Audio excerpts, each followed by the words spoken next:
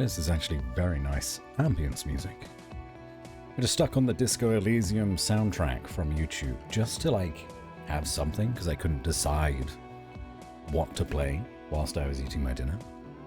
And it's actually nice and chill. This song especially, the first one was a little bit slower, a little bit more depressing. But this one's a bit more upbeat, kind of lo-fi-esque. Of course, we're barely, not even 10 minutes into the soundtrack, so it's still early days.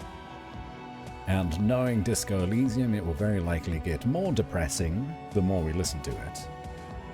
That's fine. I like it. But hello, Tito. Hello, Cheeky. How are you both? Are you well? I'm debating having a glass of wine. What do you think? I know it's only a Thursday, but I don't work on Fridays. A glass of wine won't hurt anyone, right? Some people say it's healthy.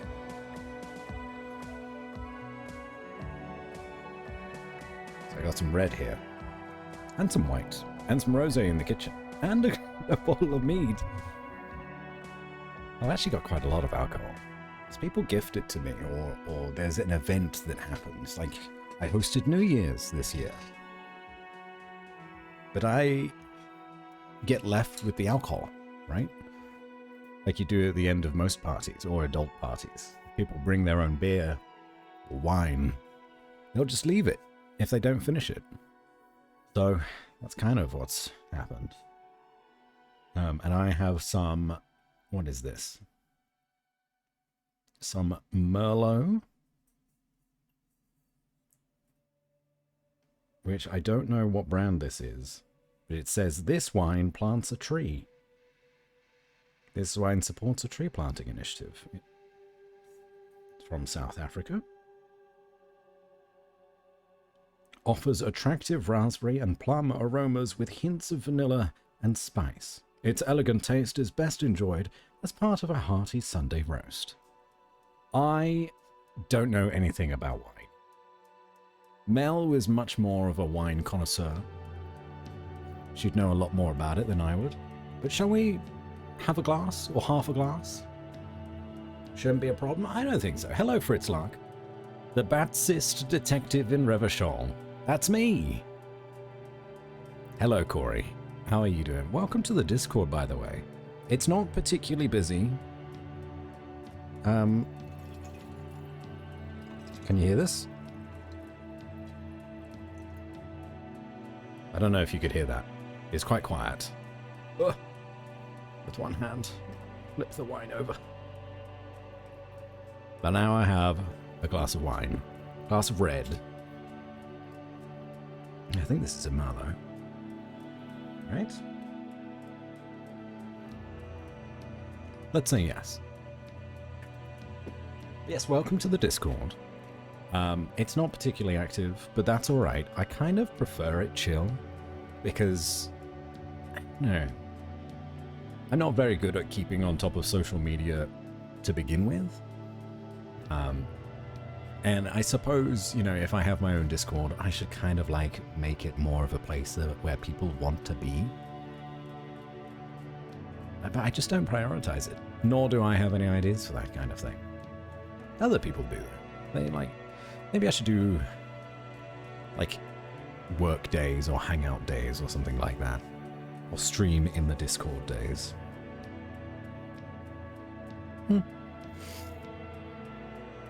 Or at the same time, I could just stream on Twitch.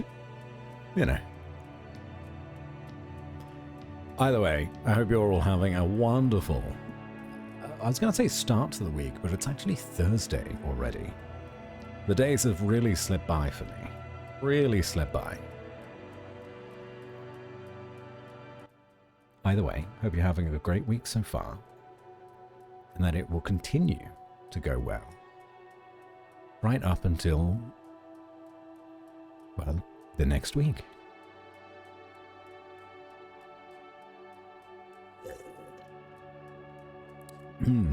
Yes, that is wine. I have a bottle of rum unopened at home. Are you much of a drinker, Tito? Or is this like a gifted bottle of rum that has been sitting unopened for a number of weeks or months? How are the stories for your nephew going? I mean, I did the recordings for them, but I haven't edited them much, to be honest. So potentially I could sit in the Discord and edit them with people.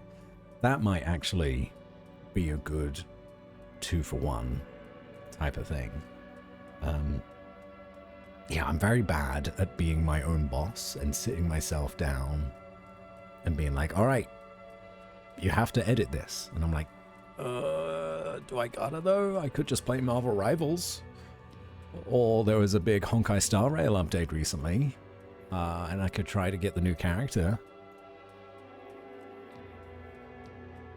It was a gift from your brother. That makes sense. That makes sense. I mean, if you get some mixer or something, maybe you can get through it slowly. Or, if you're not much of a drinker at all, gift it to somebody else, you know. It'd make a nice, easy thing to regift. So yeah, maybe I do that sometime. Because I'm going to need to do more anyway. I'm going to need to do more editing, more recording, I think. Especially if I want to release stories in like an audiobook format, or all of you as well. Then just in case I don't want to get in trouble. There are some stories that are still within copyright that I technically am not allowed to read even in a public setting. So that stream the other day didn't happen. Shh, don't tell anyone. It'll disappear eventually, and no one's going to worry about it.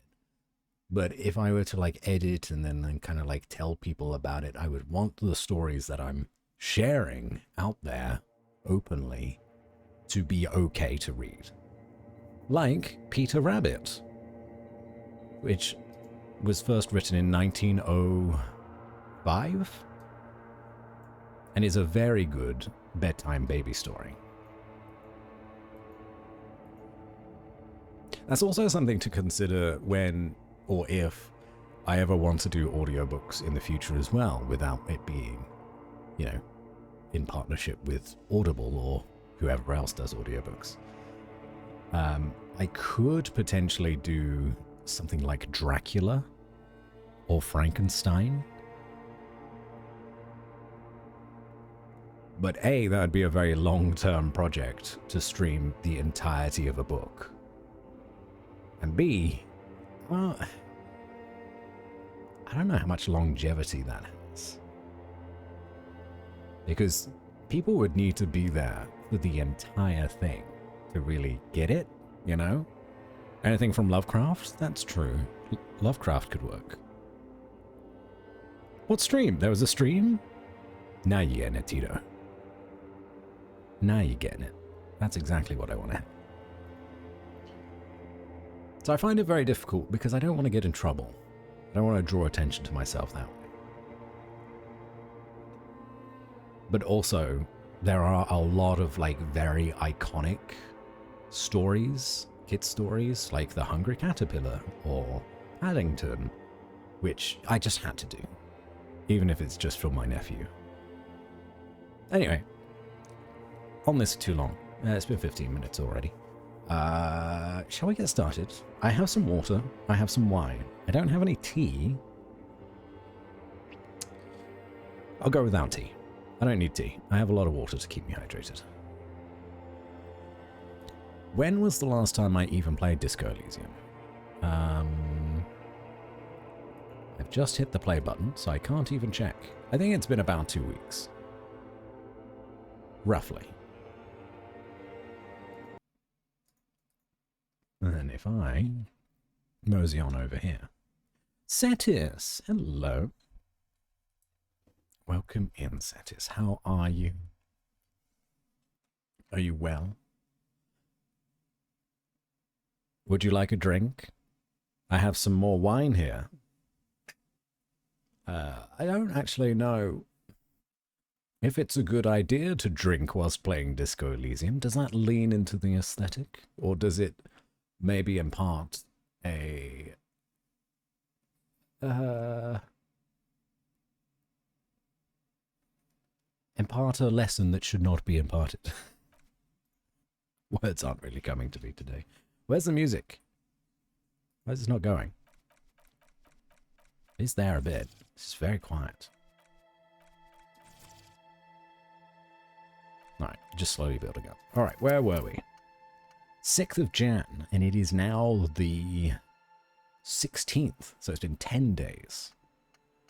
Okay. I believe we had just entered a pawn shop. Yes. Doing alright, how are you? Yeah, I'm doing okay. Today's, well, not just today. This week has been kind of a wash for me. I've not really done anything of worth, and the time's just sort of slipped away. But I've been hanging out with friends, playing board games a lot. I played 2 rounds of Eldritch Horror this week, which, if you're not familiar, is like a Lovecraft-inspired board game. It's tough as nails, kicks your ass, and then, I don't know, gets you hooked and says, alright, Cthulhu's just eaten you and devoured the world. Want to try again? And I'm like, God damn it, yes. But fortunately, Cthulhu did not eat the world this time. Today, me and one of my pals, we beat it. What's this? Wow, a very large red t-shirt with an impressive print stands out from the other garb. Oh, yeah? Oh yeah, the print depicts a muscled man striding toward you, a giant sword in each hand, encircled by burning embers. Behind him is a cluster of cabins engulfed in flames. Beneath him are the words, Heimdall burning. What does that mean? Very nice. Yeah, it's good. It's a good time. That's one of the board games that I physically own. I've actually got that in my cupboard, just, you know, to the side of me.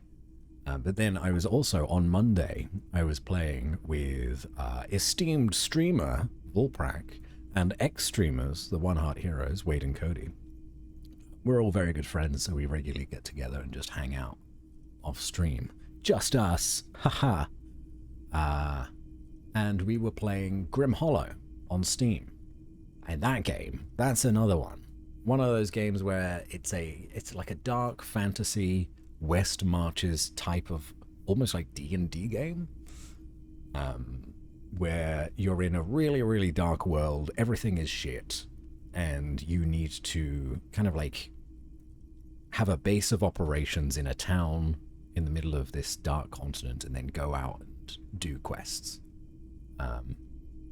But you're very probably going to lose, and we always lose, but it's always a good time. And that's an actual in-person board game as well. We play the video game version on Steam,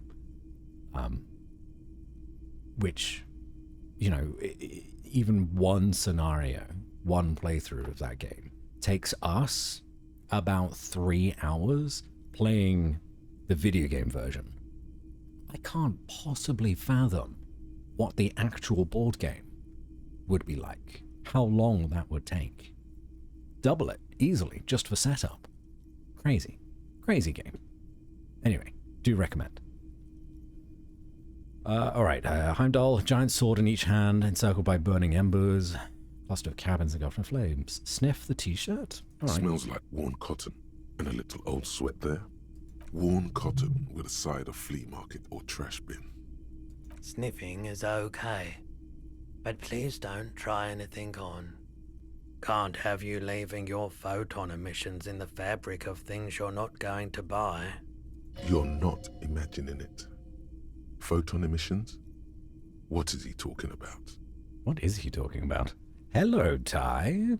It's been a minute. How are you? Hope you're keeping well this Thursday evening. This Thursday time zone. Can't assume it's evening. What's the deal with the man on this t-shirt? It's the man from Heimdall. Walking away from his burning village. Yes.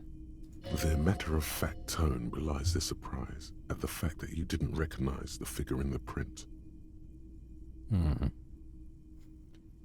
I'm guessing I'm supposed to know who this man from Heimdall is. I lost my memory recently. I need help remembering basic facts about reality. Huh? I said I lost my memory recently. I need help remembering basic facts about reality. Oh, I see. That's tough, man. I feel the same way sometimes. The man from Helmdal is the hero of a series of popular books based on a fictional version of Kotla. In fact, most people don't think that man from Helmdal ever really existed, but they are wrong. Heimdall isn't a real place. Neither is the man a real man, of course, but both the man and Helmdal are an ontological necessity. But hey, it's not worth getting into an argument about. There's so much to the world of Disco Elysium that just baffles me. It's so chock full of nonsense, really. Doing alright, actually been watching some YouTubers play the same game, and God's been enjoying it. To see that you're streaming it made me very happy. Oh, well, I'm glad that I can make you happy, Ty. Yeah, I don't play this game very often, but when I do, the people that are around seem to enjoy it, so that's good. What do you mean the man from Heimdall is real? We've not done a lot. We've streamed it once, twice, so far. We punched a kid. We talked to a very rich, haughty sailor lady. Walked around a bit, picked up some trash. Yeah, really, that's about it. I mean, even if the man from Helmdal didn't exist before the adventure novels, the stories have made it so that he has. It's simple, really. Okay. You sound skeptical. It's not that complicated. All that's required is a more robust understanding of cause and effect. Besides, I've been to Kotla, though not quite as far north as the Helmdal, and watched northern lights travel across the sky. Very unique, energetic tides there. What are you talking about, bro? Very, very unique energies indeed. Geomagnetic ley lines, one might even say. What's she selling this t-shirt for, bro? 2 real. Is that it? Dirt cheap. Can you just give it to me for free then? But why? So I'm a broke cop without a cent to my name. Perhaps I could repay you in some other way. I can't really think of any good reason. Yeah. You'll just have to buy it then. But it's not like it's expensive. Yeah. It's on physical instrument, plus on shivers, -2 authority, eh? Oh gosh, look at all the quests. That's right, frick them kids, but also poor Kunai. At least I assume it was Kunai Punch. It was, yes. It was. So these are the quests that we've done. We took Lena's pin and then gave it back to her because we felt bad immediately. We read our ledger and got the name of the case. We inspected the victim's body, interviewed the cafeteria manager. We found our shoe. We asked Kim to tell us about the case. We found our paperwork, I think. Yeah, some at least. We interviewed the Wild Pines rep. Ah, yes, that's the lady on the boat. And then we opened the trash container behind the whirling in rags. We've not done much. Very, very little. Thank God we found the other shoe. A true pairing we should never lose again. Yes, I'm a big fan of the tide talking to us as well.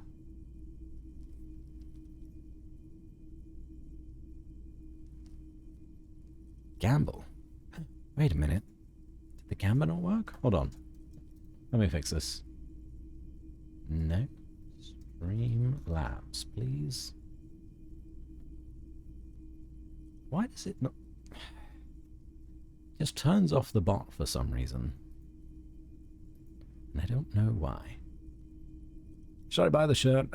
Maybe I should.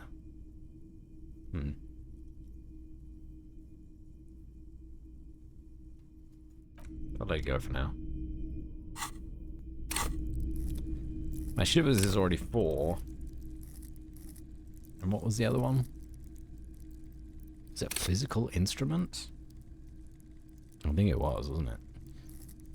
They've both gone to 5, which is pretty good. And then my authority is 4. That's a big dip.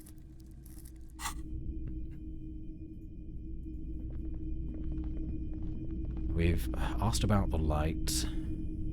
What's up here? The boomboxes wait on the shelves, and your boombox, that gold and amber Harmon Waushi, stares at you longingly with its tape reel eyes.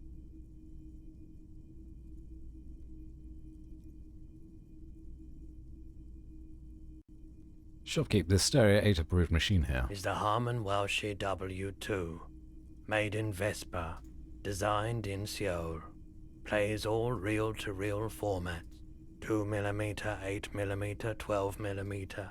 It's even got a little radio in there. It'll set you back 12 real.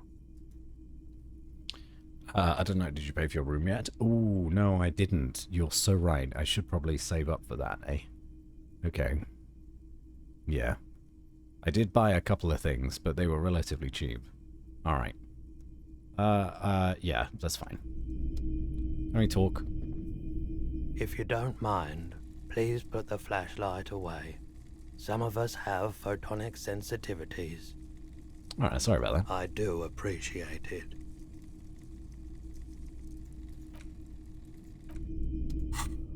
How do I put it away? Like this? Yeah. It's not often that I see officers from the RCM in my pawn shop. What can I do for you? His courtesy is not insincere, but he prefers being alone with his projector, just watching the movement of light across the walls of the shop.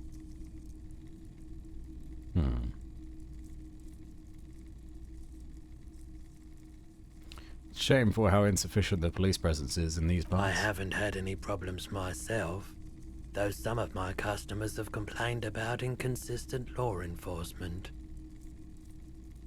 Who are your customers usually? All kinds of people come through here. Locals, travelers, people looking for a deal, people looking for a keepsake, people who are terminally bored. As you can see, I have a wide selection of goods for everyone to choose from.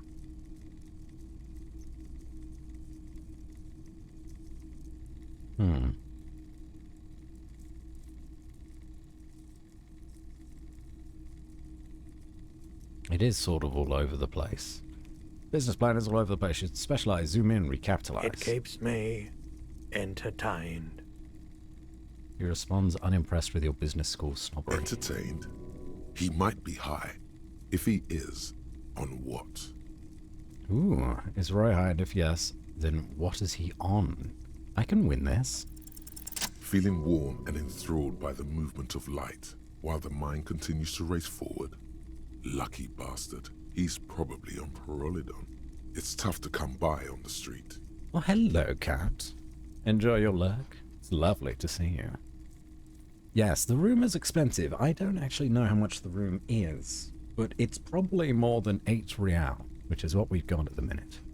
A drug what is developed by the military to treat and prevent radiation sickness. It has psychedelic side effects, and it makes your eyes turn yellow. Psychedelic side effects. Really warm in here? Get straight to the point. So where does a man get... well, we don't know for sure.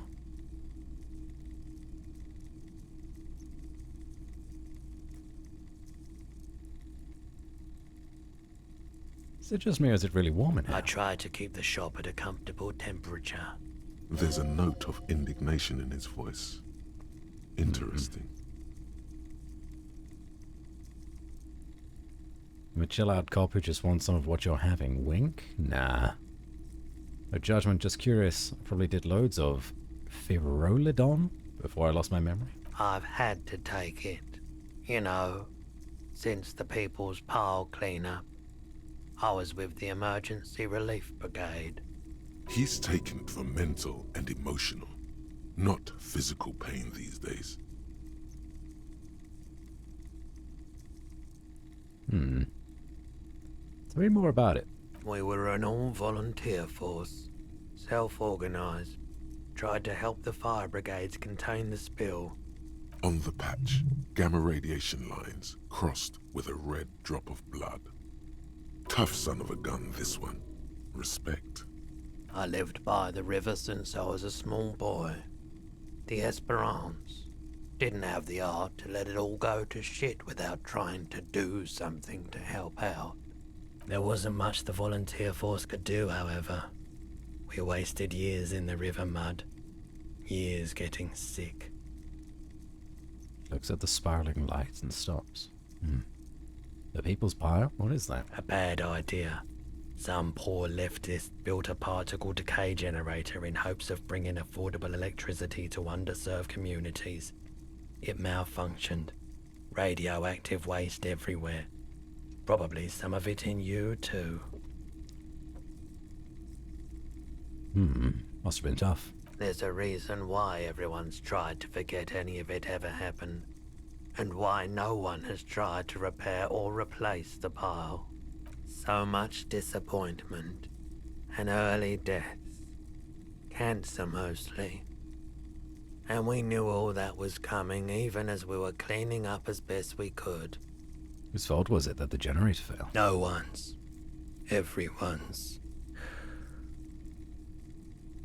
So much bitterness. A bunch of poor people built themselves a primitive nuclear reactor, hoping for the best. What do you think is going to happen? It's a damn shame.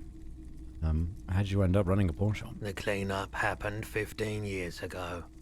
I was young then. Later, my second aunt died. Left me this shack and all the assorted junk in it. So I came to Martinez. People told me don't go there. It's a shithole. I said, people, we just had a nuclear pile meltdown. I'm gonna get as far away from Forburg as I can. Still in the same city, but... Thanks. I like the theory more than the story. Outward movement, not vortices. Yeah, you gotta get in on those vortices, my man. I don't want the drugs. I'm a good boy. I'm a good detective, damn it. Something I like to say, you might be able to aid our investigation. I Yes. doubt it, but I can try and answer any questions you may have. Know anything about the recent hanging? I do my best to keep my distance from all manner of butchery. Bad for business. Bad for everyone. No one likes to see what you have to see every day. I think you could help me get a corpse out of a tree. The corpse behind the hostel, I assume. I don't have a truck with a mounted platform or anything of that sort myself. Ask around the harbour. There might be some workers there who'd be willing to help. All right. The pawnbroker's gaze is already fixed on the dancing colors. You happen to have any guns like the ones carried by officers of the Citizens Militia? Someone else came here earlier today asking the same question. I promptly sold her the gun you pawned a couple days back. I pawned my gun? What? Sold? The lieutenant shifts from one foot to another, alert. At least now I know how I lost my sidearm. I still got something else. I sold you my gun? You were adamant about getting rid of it, officer. Said you were undeserving of a service weapon of the Revachol Citizens Militia. Oh, we are very sorry for ourselves. And I don't like keeping guns around the shop for long. Off the charts photon emissions. The unhealthy kind. He's not telling you the whole story. It seems he's trying to spare you. No, come on.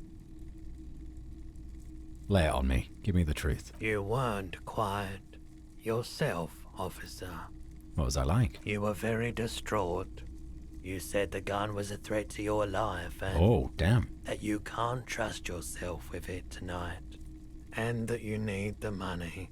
When I said that I don't normally buy firearms, you put the gun barrel in your mouth and sort of sucked on it. Of course we did. Then I agreed to take it. You course we did. sucked on a gun? Good. Very normal. Oh, what have we done?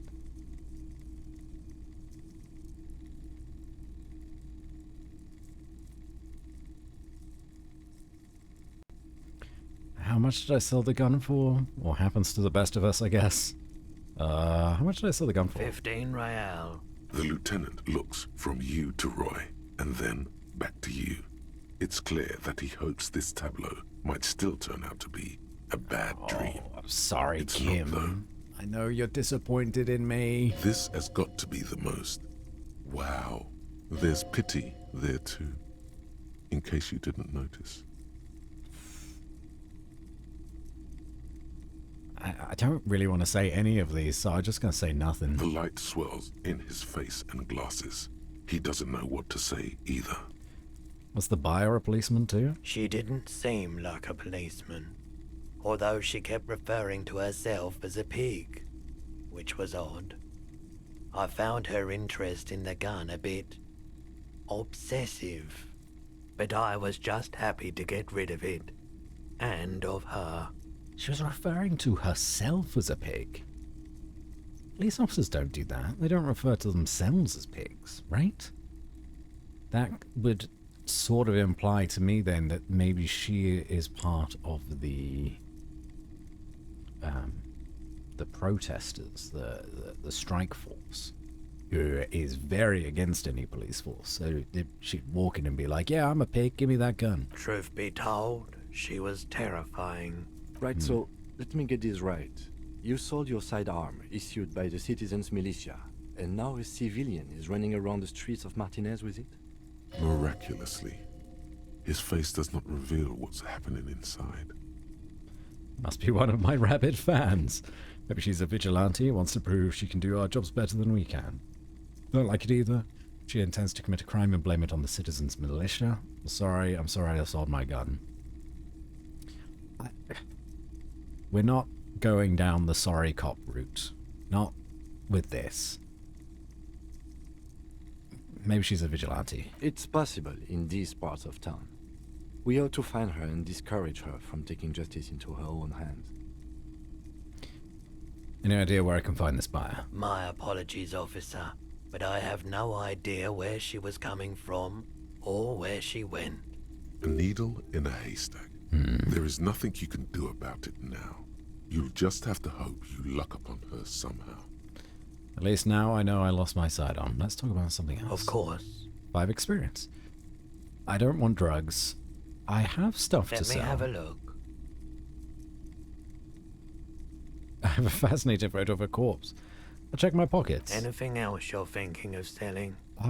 Question for people that have played this game already. This junk that I've got in my inventory, a kind green ape pen, empty cassette case, postcard, and lieutenant's handkerchief, do I need any of that for any reason? Or is it just junk to sell? Alright, Another time, perhaps. I'll ask about my missing Sure gun thing. again. Thanks Sure, for the review. Yeah.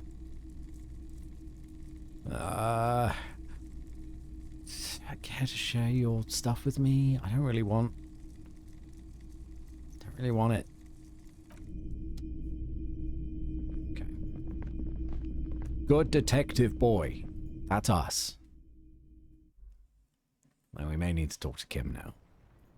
Because he knows that I've lost my gun, and I'm not proud of it. Yes? Oh, yes. We do still need to convince Kim there's a sexy dark mystery twist to this case. Oh, this guy's gone. A rusting control panel with this panel usually... Yeah. We know that's got nothing. It's getting dark. 6:12 p.m.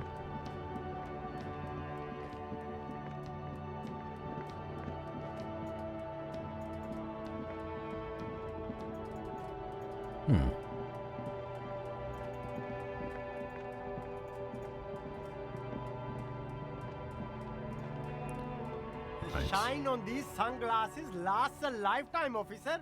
100% guaranteed. Ah. Did I buy glasses as well? No, I don't think I did. What clothes do I have? Interfacing. Suggestion up, -1 half light. That's giving me endurance. Spirit decor. That's the jacket though, right? Both of these jackets? That's a jacket. That's a jacket. I think this signal blue naval coat is the worst of the lot. Because it's giving me minus as well. I don't think we talked to this You guy. see a Samaran street vendor surrounded by a motley assemblage of goods. When he realizes you're looking at him, his face breaks into a wide, welcoming grin. The name Sileng is embroidered over his breast pocket. Happy shopping, officer. Everything's cool here. What's so cool? Everything's cool. The goods are cool, the customers are cool, the place is cool. And one more thing, officer. From out on the bay, a cool wind gathers. It sweeps into the city, tugging at the textiles hanging around the stand. Some distance away, the sound of a tin can clattering across the street can be heard. You're very cool. Bang, bang, bang, bang. He makes both hands into finger pistols and fires a few finger bullets into the air. This guy's positivity is very refreshing. I like it. Really? You think I'm cool? Oh, yes. You got style. You got personal style. You know what you like. He surveys his consumerist kingdom with an air of satisfaction. You like premium menswear. Look around and browse. Everything looks cool on a guy like you. Take your time. He settles back into the pile of boxes he's sitting on. Don't be distracted by the flattery and funny Woof. man act. Questions. Okay, we're not going to persuade him to give us some money. That's not going to happen.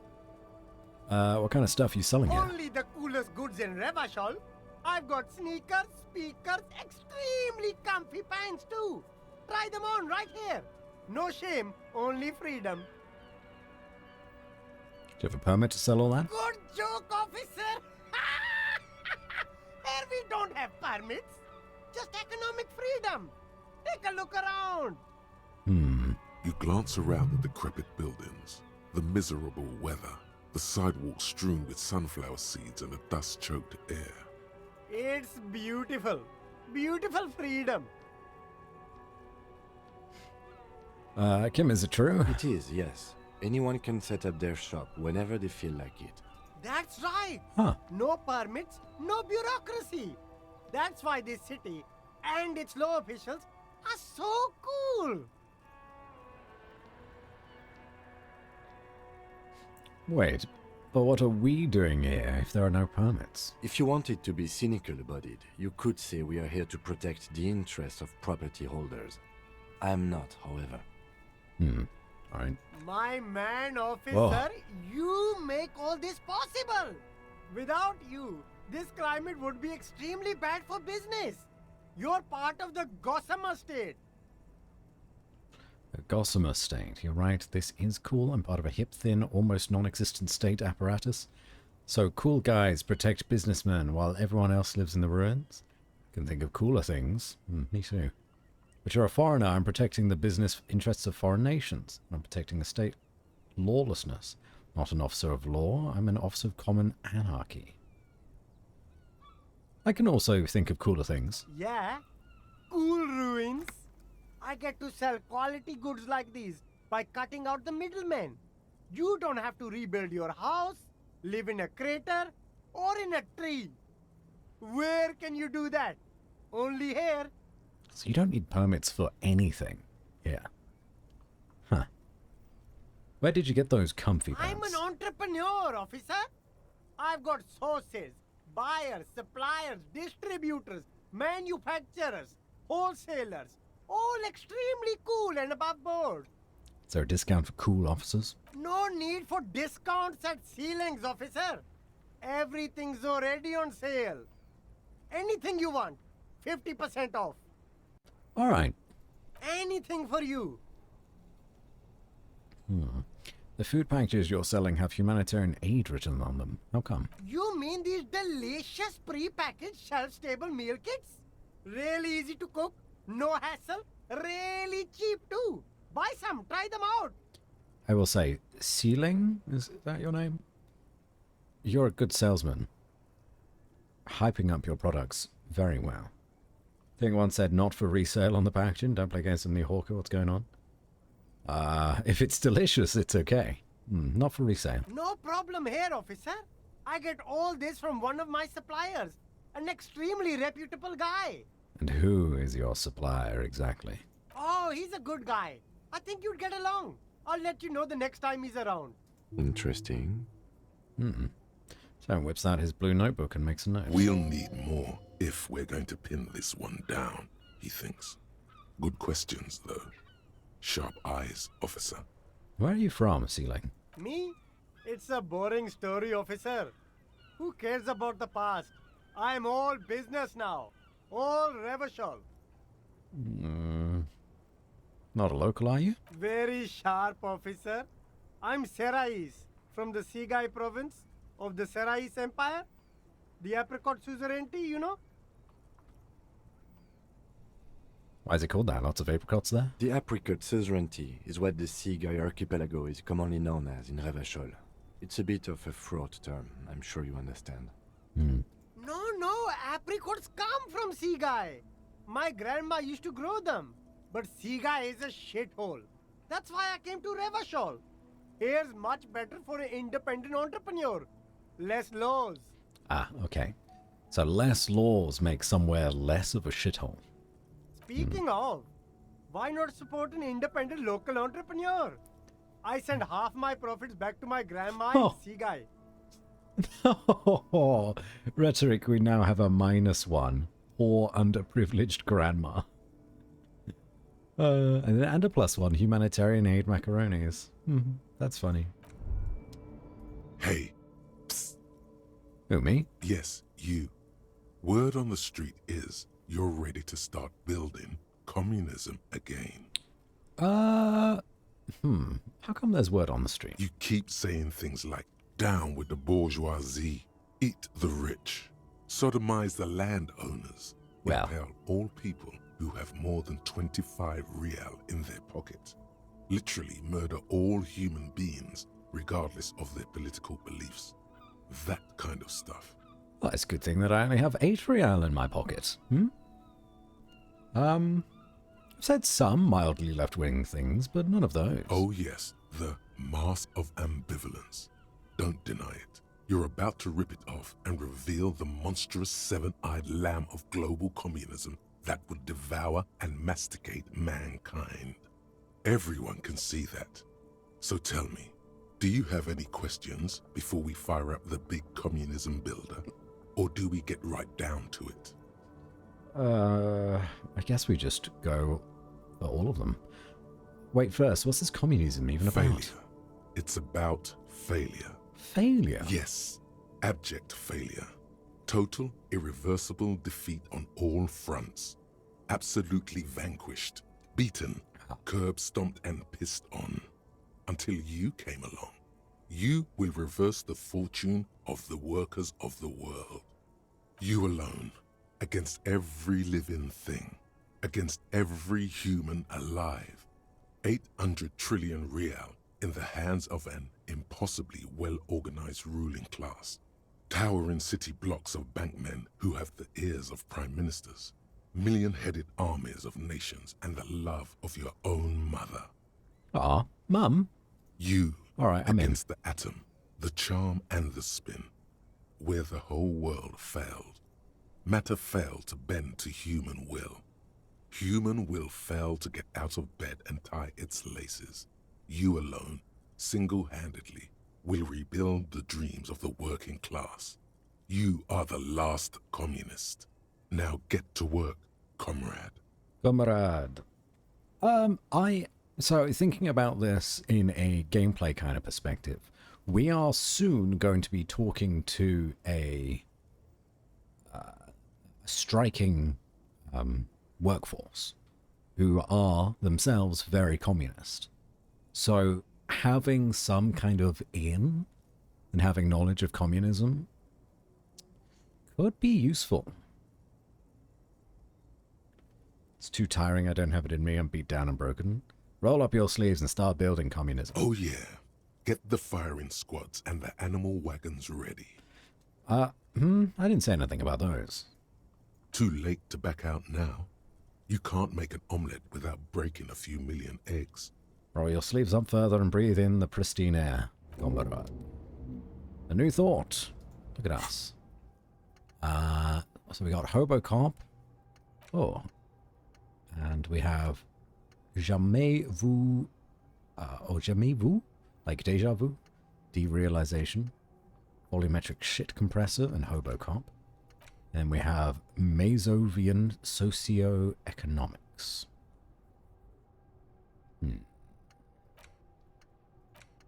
Okay, can we internalize this at the same time?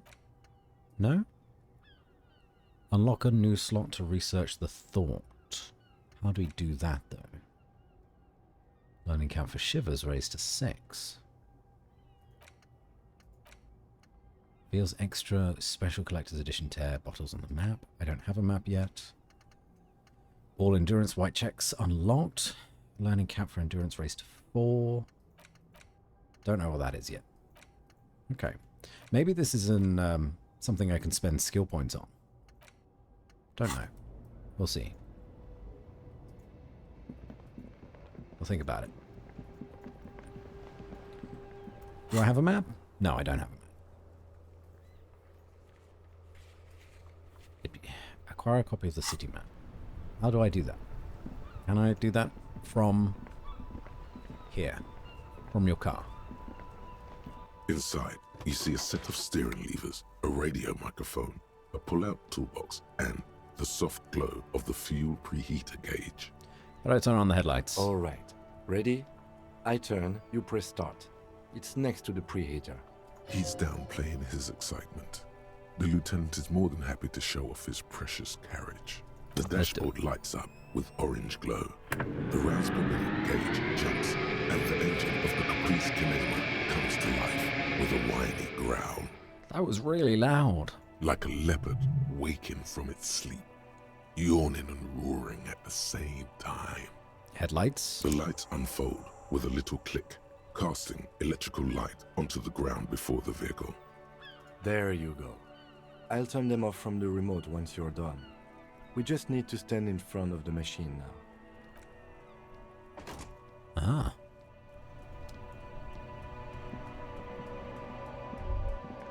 As you hold your ledger's clip under the headlamp, an iridescent hologram appears. A street grid and the veins of a great river. A familiar sensation washes over you. There she is. Revachol West. There's a note of pride in the lieutenant's voice. Around the borders of the watermark are dozens, no, hundreds of micro-perforations. Oh, bless me.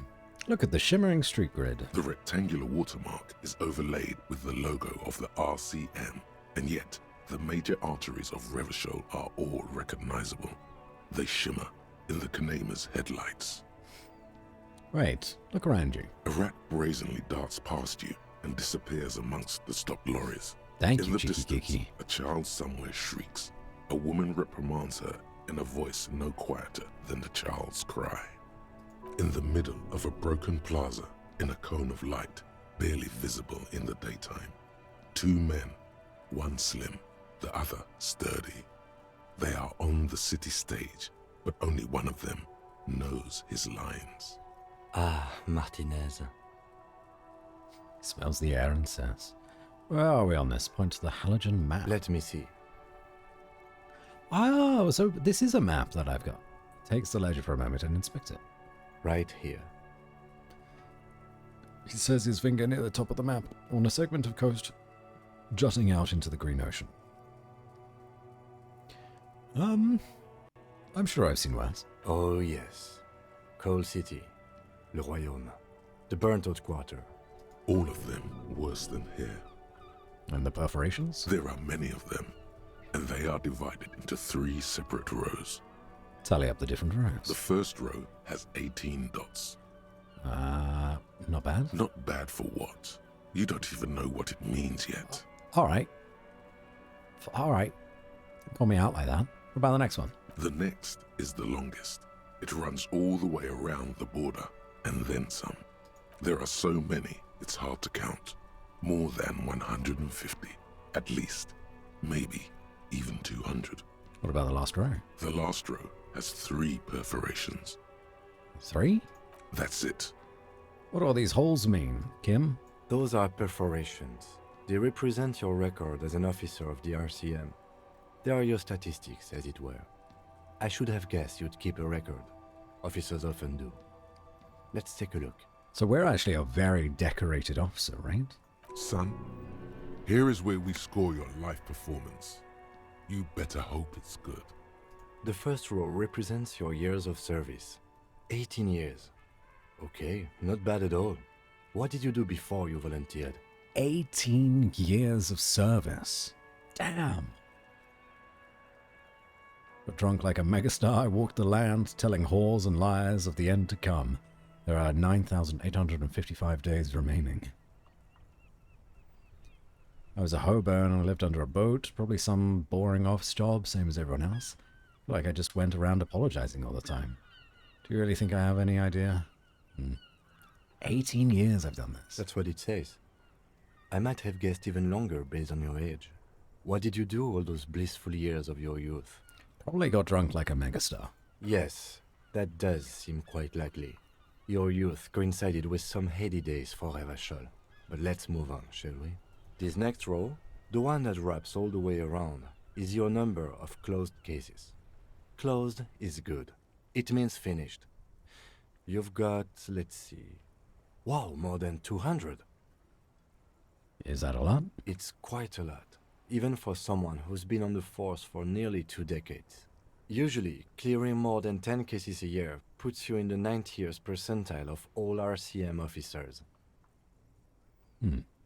Sienna used to be a super cop. Call it what you want. You were a valuable member of your precinct. Now, let's look at the last row. Right. Those are your confirmed kills. You've got precisely 3 perforations there. I thought that might be what that last one was. I've killed 3 Confirmed people. kills. That sounds pretty evil. A drink would soften that feeling. Electrochemistry, you're making a lot of sense as to why we maybe drove ourselves to drink so hard. It's because we've killed 3 people.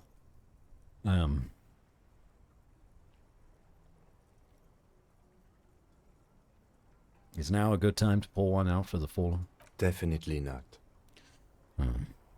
It's not too many. For an RCM officer, especially Precinct 41, which is in the Jamrock Quarter, it's rather tame. I mean that in a good way. Okay, that's not so bad.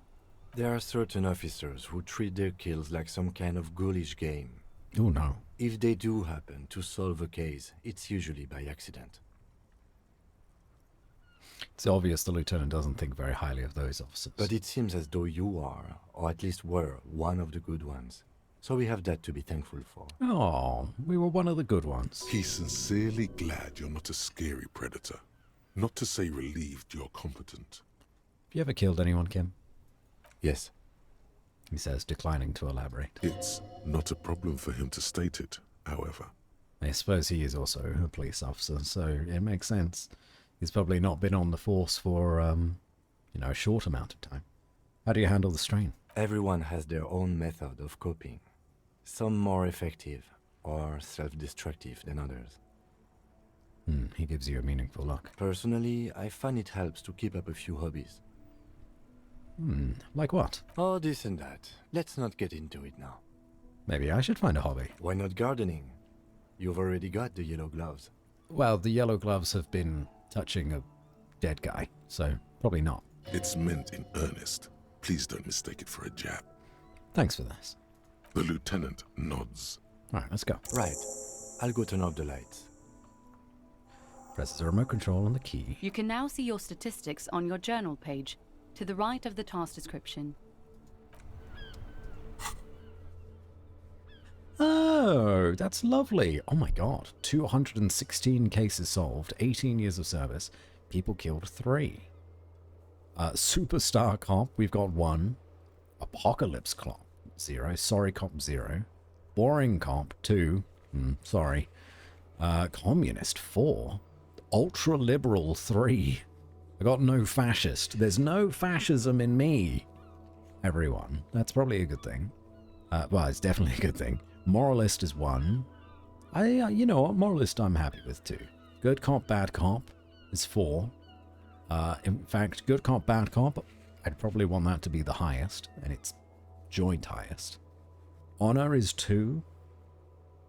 And then, yeah, it goes into the other ones. What is compost if not decomposted dead beings?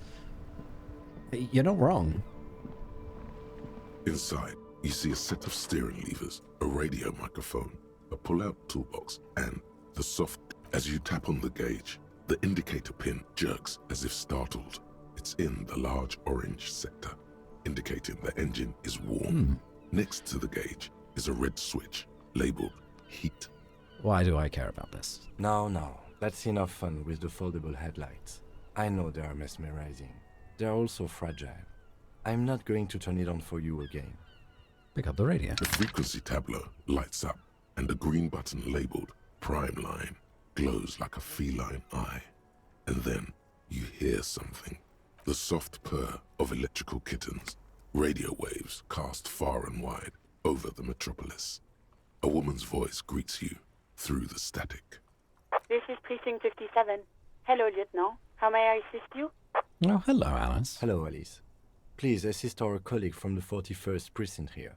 I'm putting him on. Come in, Delta 10. This is Firewalker copy.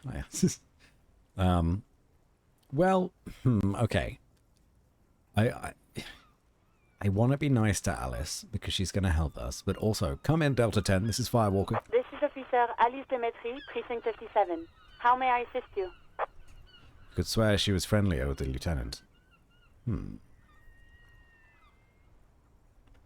told I need to connect to my station, the 43rd Lazareth. Need you to connect me to a civilian, Sylvie. She may have reported a murder. Who is Sylvie? I've totally forgotten who Sylvie may be. Need to connect to my station. It will take just a moment, officer. Her voices fade out into the familiar radio static. Gottlieb, what do you want? Gottlieb. He's carelessly chewing on a piece of hard candy. I was told to call the Lazarus. People are worried about me. Oh, it's you. Yes, it's Firewalker here. Firewalker? Oh, yes, you are. Just don't breathe in the general direction of your fire feet. Actually, wait. Do exactly that. Put yourself out of your misery. Take a deep, diaphragmatic breath in and... An exaggerated inhale and a long exhale on the other end of the line. I feel like you're making fun of me. I'm the most serious person at the station, detective. Now, do you have any current, pressing medical problems? So, Gottlieb, you are our doctor. Sylvie is the woman that is working in Whirling Gig Inn. Supposed to be in the dude in the counter's position. Oh, okay. All right. I'll ask about Sylvie then. Can't reach up and grab a tie from a spinning fan without unbearable pain shooting through my arm. Hard to tell exactly what it was over the phone. Could be a combination of peripheral neuralgia and high blood pressure. Could be that you were having a heart attack. Or, actually, it could be both, given your profile. Wait, both? But that sounds bad. Yep. This doctor is very professional. Alright, I'm in so much pain, I feel like I've been damaged. Still feel pretty good though, I can probably take a lot of damage. Yes, positive thinking is a well-known cure-all. My suggestion is to exercise a lot. You're detecting very little in the way of empathy from Dr. Gottlieb.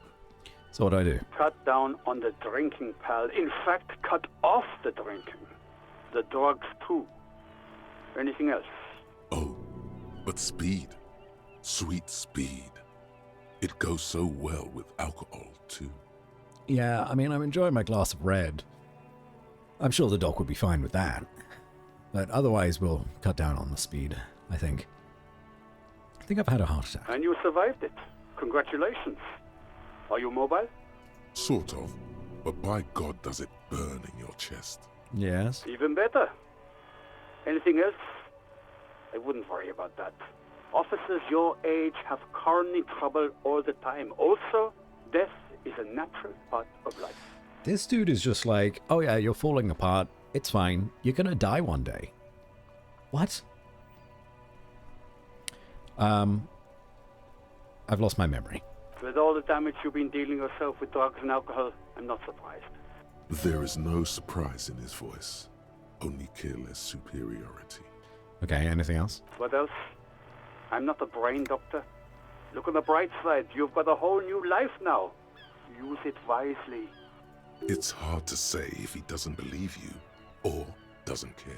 Is there anything else you can do for me? What? You want me to do blood work for you again? Tell you just how bad things really are across the board? You want another rundown of everything collapsing inside your body?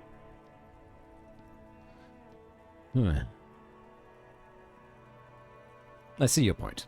Might as well just get back to work. Do that. I need to go. Some idiot has glued his eyelids shut with cyanoacrylate. It looks like MacTorson, but it's hard to say because his eyes are swollen.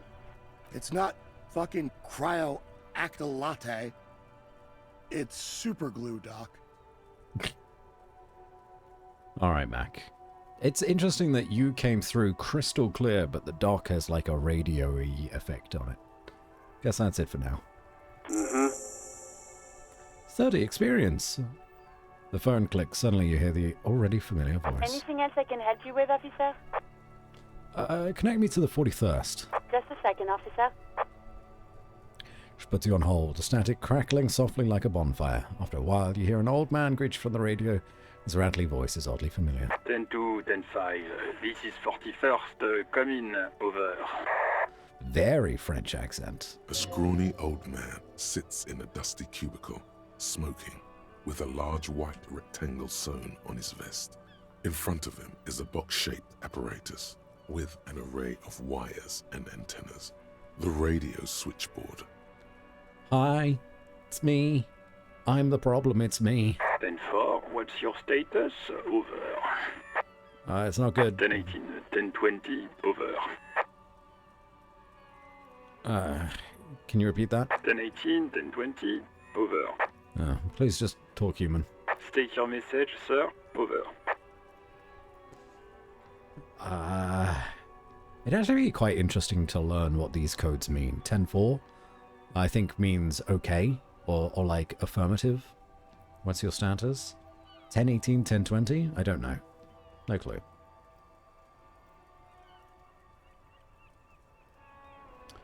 I didn't need to report my badge missing. 10-9, repeat message. Over. My badge, I can't find it anywhere. Basically, it's gone. 10-4, message received. This is a very serious situation. I need to 10-22 the captain. Over. Oh, I'm in trouble. 10-22, the captain. This sounds bad. Bad and scary.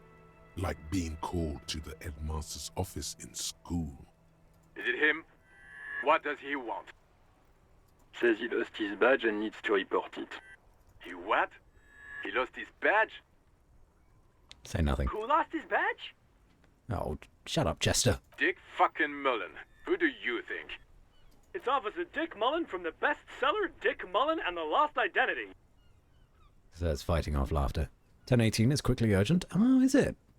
I guess then 10-20 is not urgent.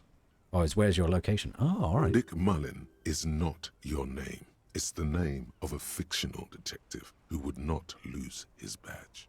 Defend yourself. Immediately. They're laughing at you. Aha, officer's lost his badge. Haha, like I'm the first cop to ever misplace his badge. He says this has probably happened to other policemen before him and laughs sarcastically. Oh, goddamn it. Is he fucking kidding? The whole station's gonna be dicked for this. Satellite Officer Vikmar is wondering if you might be joking and adds that this tarnishes the reputation of the entire station. Over. Mullen dicked us. Come on, operator, tell him to stop. This is serious. He's asking you to stop, says this is serious. Of course it's serious. He lost his fucking badge. Satellite Officer Vikmar concurs, losing your badge is serious. Over. Can we just move on? 10-4, I hear you, officer. I'm just going to make a note here that you are in pursuit of your misplaced badge. Over. Fuck me. Mac, come here. You've got to hear this. Dick Mullen lost his badge. What's going on? Mac, you glued your eyes closed. Super Cop here lost his badge. He lost his what now? His badge. He lost his goddamn fucking badge. Well, I'm not going to tell him about my gun. You glue your eyes shut earlier, and now you're making fun of me? Exactly. Badge. Oh, I'm glad the game let me call him out for his bullshit. Jewel, please just stop saying lost his badge for a moment. Enough of this now. I have other things to discuss. 10-9, come again. I didn't get that. Over. The animated conversation in the back is making it difficult for him to hear you. New heights even for Captain Sober. Ask him. Ask him if he's lost his gun, too. Sergeant Orson wants to know if you lost your gun too. Over. Oh, fuck. Oh, it's a very low chance, but we could try it. I didn't lose my gun. Even before you can get the words out, everything gets scrambled in your brain. No, of course I didn't lose my fun. Gun! Fuck it, I didn't lose my gun. He says he didn't lose his gun. Or his fun, whatever that means. Ask him to describe it. His gun. Not his fun. Just the gun will do. Satellite Officer McLean requests a description of your weapon. Over. The fuck do you need a gun for? Look at the pythons on your arms. You are a gun. That is a great biggest answer. one in the world. Oh, request a description, huh? We'll give him one. Describe the plasma gun. Ooh, what is a plasma gun? 10-9 is repeat? That makes sense. Because he did just ask for a 10-9. Don't have a right, don't have my gun. Trick question, I'm a martial artist, my entire body is one big gun. It's gun, what can I say? A regular goddamn murder weapon, you know how they are. Bang, bang. Kim, what are you packing? For starters, it's massive. Got flared cooling vents along the front and hydrogen flasks sticking out too. 10-9, come again, please. Over. Yeah, it's got a magnetic accelerator, an arc that accelerates the energized ball of periwinkle blue hydrogen-based plasma to near light speed. I'm going to need to put you on speaker for a second. Over. In contact, it detonates with the power of a dying star, erasing every living thing from existence. Oh, and did I mention it is dripping with sexy blue plasma? The officer is describing his genitalia in exaggerated terms. Over. Host in heaven. Did he lose his gun and his mind? Dear God, he lost his gun? Oh my, I can't. This isn't really a laughing matter. Mac can face a giant of Coco Nur by himself, but Disco here made him piss his pants. Oh, I can't. Fuck. He lost his... Ask him if he's still got his wiener. I'm not going to. Ask him. Sergeant Orson here is wondering if you are still in possession of your genitalia. Over. This is such a non-serious workforce. This police station is a joke. Now is a good time to say fuck and ass and so on. That'll make this all right. I left it at his mama's after. Oh dear. Yes, okay. That's a negative. Not going to say that. Over. Oh, Jules. What's he saying? Share with the class. He said he sodomized your mother.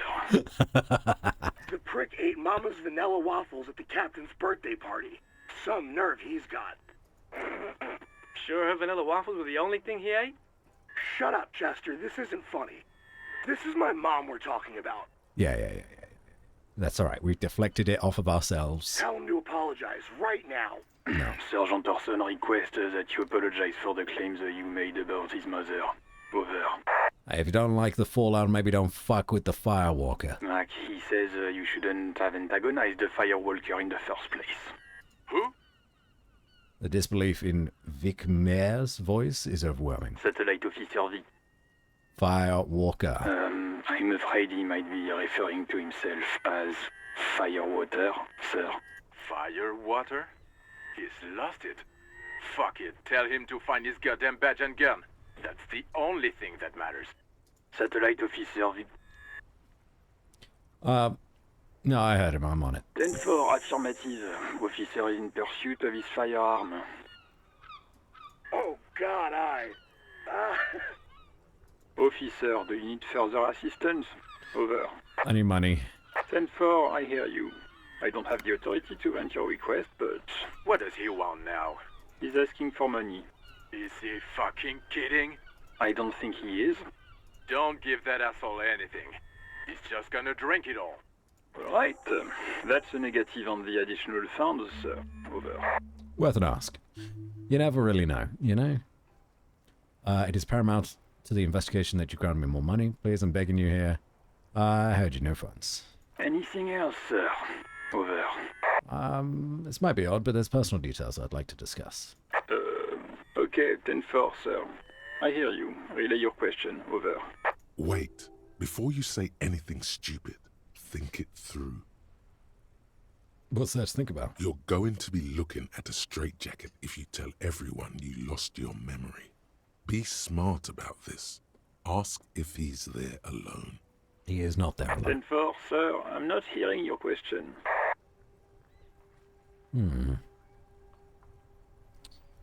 Please refer to me with my full name in the future. Any news about my family? Told you about my life before the RCM. I guess. You're alone in the room, need confidential That's a information. negative, sir. I got a 10-12 here. Over.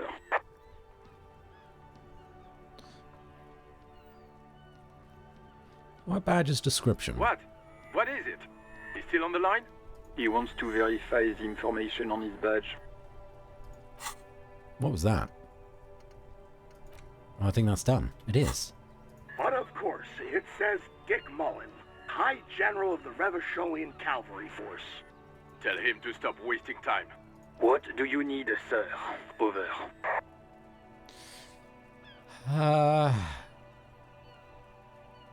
Any news about my family? Excuse me, sir. Over. You probably don't want to continue on this road. Just thought you might have heard of them, that's all. No, sir, I haven't. You're not really keen on mentioning your home life, so I've always assumed things weren't that good on that front. Over. That is sad. Have I ever told you about my life before the RCM? 10-4, well, that's, Does he actually want something, or is he hell-bent on disrupting our work? He asked if he ever told me about his days before joining the RCN. For God's sake, cut this shit out! Tell him to stop wasting time and be a goddamn policeman for a change. Sir, Satellite Officer Vicmar says... I heard him, don't worry. So, was there anything else? I will find my own name. Let's wrap this up. Understood, sir. Over. And call. Roger that. 10-10. Over and out. I really liked Jules's his voice there. I think he did a great job. Jamais vu. Derealization. Jamais vu. The opposite of déjà vu. Not already seen, but never seen. Everything that should be familiar appears strange and new, like some half-forgotten day in your childhood. Only now. That's the feeling you've been having. And for who knows how long. You should go and ask Joyce Messier about this. What world are we in? This is a fundamental question. Plus 1 XP for every orb clicked. All intellect learning counts raised by 1. How lovely.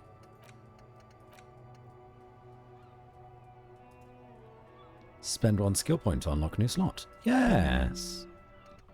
Absolutely.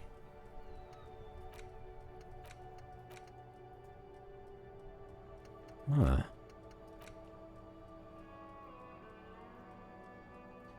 Okay. Do I research communism? I probably do, right? People think communism was some crazy idea that had its comeuppance 40 years ago. A fever that shook the world, never to return again. They were right. Until he woke up today. A spiritual corpse responsive only to the call of Commodore Red, prostitutes, and Krasmazov. For him, communism is still a thing. He will single-handedly raise the commune of O2 from the oceanic trench where it has been resting, covered in ghosts and seaweed. He is the big communism builder. Come, witness his attempt to rebuild communism in the year 51. Great. Great. Just great. 1010 is fight in progress? Is it? Could be. We still don't have a map. It's a dang shame. Set your tracks. I know. The repeatable ones are white, right? Damaged ledger? I put these on. And then go back to the damaged ledger? That's right. It's the ledger. Oh, and an incredibly cool piece of kitchen tissue is stuck to the back. Open the hidden compartment in the clipboard. Just relax. Yes. The two sides of the board are slightly misaligned, like a drawer that's come off the slides. All you need to do is bend the plastic on your knee, slowly. The slides snap back into place. It should be possible to just, you know. Slide the drawer open. Without resistance or sound, the two panels move against each other. The compartment is now open. What's inside? 2 ticket stubs and a handmade postcard. Why is 3 fucking kill yourself, you asshole? What? Pick up the ticket stubs. 2 octopuses are smiling, reaching their tentacles toward each other in the colored pencil drawings. The tickets permit access to the zoo in Revachol East. The aquarium costs extra. These let you go there, too. Okay, and the card? Thin wax paper has been glued to a piece of cardboard. Sounds like leaves rustling when you pick it up. You see violet flowers, floral patterns, patches of glue. Smell it first? It smells of chewing gum, apricot flavored. Oh. A touch of cinnamon, the end of summer. You think the label says tutti frutti. Delicious. Familiar handwriting lines the inside of the card. Looped, round letters in a woman's hand. Harry, it begins. You're already reading. I wanted to write you a letter so you can read it when you wake up.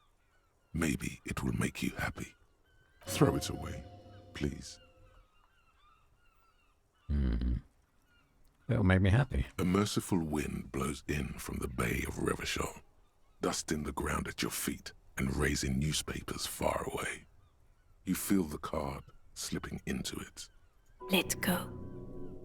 Whoa. Oh, Shiver's voice is female. Hold on to it. Read the card. Your hands shake, holding on to it. Every morning when I step out and you're asleep behind me, it says, I find a little piece of sadness in me. I carry it in my chest down Voyager Road. Every step I take, it grows. By the time I reach the fuel station, it has filled me entirely. I step onto the light rail and look back. Sparks fall from the bow collector. I know it will be like this until late afternoon, when I get off the 42 and walk back to you. You. Every step I take will get lighter. It almost makes me run. Sometimes I do. I can't believe I met you. I can't believe the happiness I feel with you. You have a vast, vast soul, and I will always, always, always come back to it. Kisses, kisses, kisses. You feel the air sucked out of your lungs and the blood sucked out of your head. Everything around you gets dark. Small white dots appear. You feel the ledger slip from your hand. No, no. Hold on. This is sad. To what? There's nothing. Detective, is everything all right? Oh dear.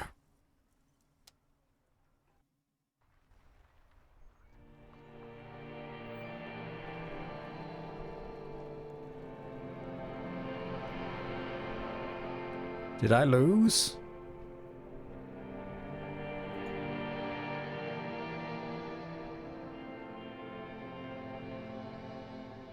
Begin. There is nothing. Again. Nothing? Nothing sad, brother. No treachery, just blackout. Alright. Well, almost nothing. There is the ground below you, that's still there. And the small light that's on, fluttering, somewhere in the basal ganglia. You only lose if you lose all your health or all morale. Okay, good. That's me. Blue eyes, that's me. Who was that? Who was what? He speaks of the sickening longing, the unwell emotion. Even in the darkness, he's grasping for it. Still trying to hold on to the great sorrows slipping in the water. Slimy.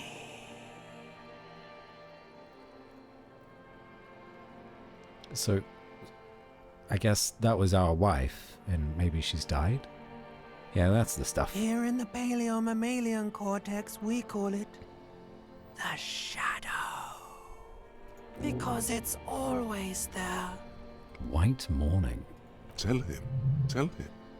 Ah, yes. In the old factory system, they call it the apricot chewing gum scented one. It's unhealthy of them to linger on it so.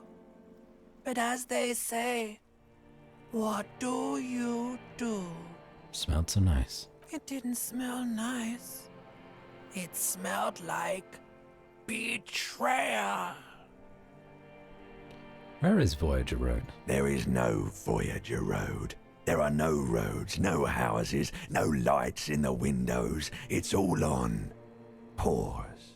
Was that the X something? Bloated corpse of the past resurfacing. No, it was beautiful. Beautiful. Believe me, stupid ape. Its lack of beauty was not the problem. Alright, let's just lie here. You think they would let you? Until you disintegrate into biomolecules? No. Someone is breathing on your face now, inspecting your pupils, stupid idiot. This reptilian voice hurts my ears. Just hearing it is like, man, this would absolutely kill this guy's voice. I don't even know if I could replicate it. You think they would let you until you disintegrate into biomolecules? No. Someone is breathing on your face now, inspecting your pupils. Stupid idiot. No, it's too tough. It's too low. What is that? It's cold. Yes. They're pouring something on you. It's in you. And It's delicious. Glowing lights on a dashboard emerge out of nothingness. Where am I? In the upholstered cabin of Lieutenant Kitsuragi's motor carriage, seated in the driver's basket. The air is thick with leatherworks and heavy fuel oil. Cold water runs down your chin. Drink. Water. Lieutenant is extending a small canister to your mouth. Drink. The water is cold, Ooh, silvery, nice. the stuff of life itself as it pours down your parched throat. The pounding in your head recedes. The darkness parts. Drink. You haven't drunk water in 2 days. Did you know the human body is not made to survive on alcohol alone? You need a secondary form of hydration. Drink. With greedy gulps, you down half a liter of cold water. Some of it spills on the driver's seat. The lieutenant pays no heed to it. What happened?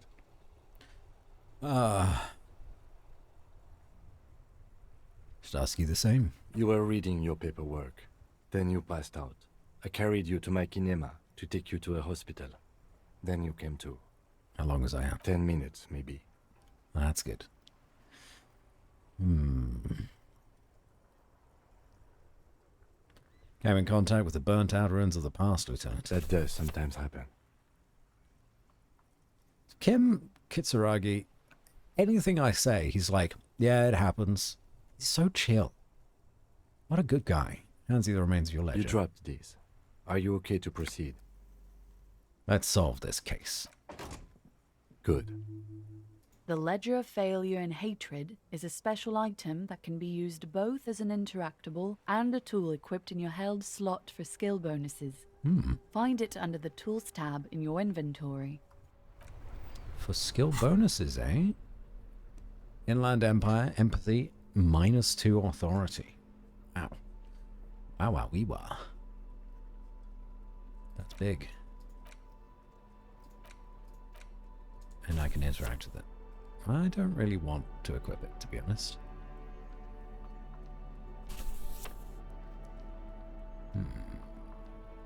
Horrific necktie.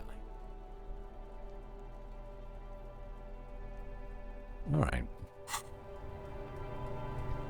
Yes? It is white morning, eh? Little guy gets further and further away. You see yourself from above. You're passed out on the blue tiles of the hostel room floor. Even from this distance, you can see your eyelids flutter at the mention of what? A great white object, letting out its sweet smell like a lily of the valley. The little man's forgotten its name, but he still remembers the feeling. And look, he moves. The feeling animates him. He instinctively reaches out for the feeling's best friend, bottle of Commodore Red. It's on his disco clothes and gets smaller and smaller. Chaos? Salamander Ding Dong. Hello. Welcome in. How you doing? I don't have any... No. Okay. Let's see my things that I need to do now. Find out who is in the union. Oh. I never asked about Sylvia, whatever her name is. I need to call the people again. Inside, you see a set of steering levers, a radio microphone. This is Precinct 57. How may I assist you? Need you to connect me to a civilian, a Sylvie. She may have reported a murder. Of course. What is the number, officer? Kim, didn't Garter give you Sylvie's number? Yes, hold on. Her number is 005 1944 298. Received. Hold on, officer.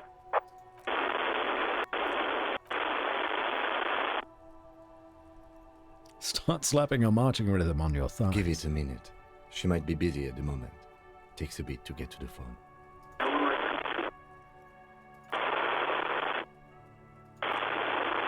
Officer, I have Sylvie Malaika on the line for you. Sylvie Malaika. Yes, hello?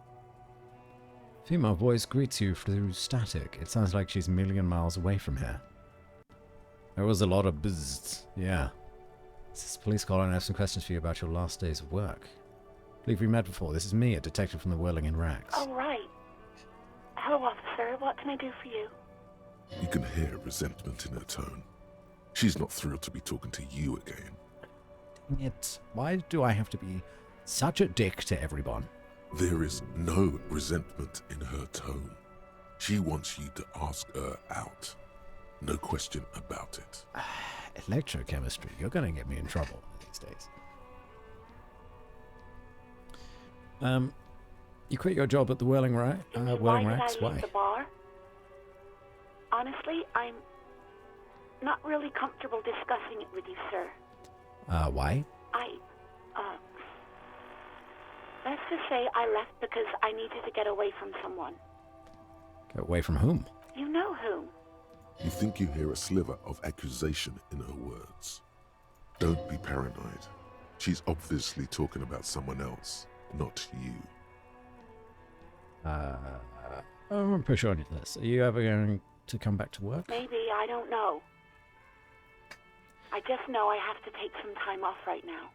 This game summary, alcoholism is bad. I mean, yeah. Does ruin lives. Was it you who called the police? No, not me. Do you know who made the call? No, sorry. I don't. Not a lot of people have phones around here. Copper thieves take the wires. People don't have the money to have the cables put in again. They use the Union's phone, or the one on the coast. It was someone else. We'll find them sooner or later, officer. It just might take a while. Okay. Why didn't you call? What? Of course it bothered me. But I thought the Union already knew about the corpse. I meant us. You should have called the police. No one calls the police. The Union would get angry. What do you mean by that? You know, what the Union says goes. People listen to them and they take care of their own, which is like everyone here. Garbage. I am the authority around here. Looks like there's a limit to my authority. Tell me why exactly did you let a corpse hang in your own backyard for weeks instead of calling us? Maybe there's something else you can tell me about? Looks like there's a limit to my authority.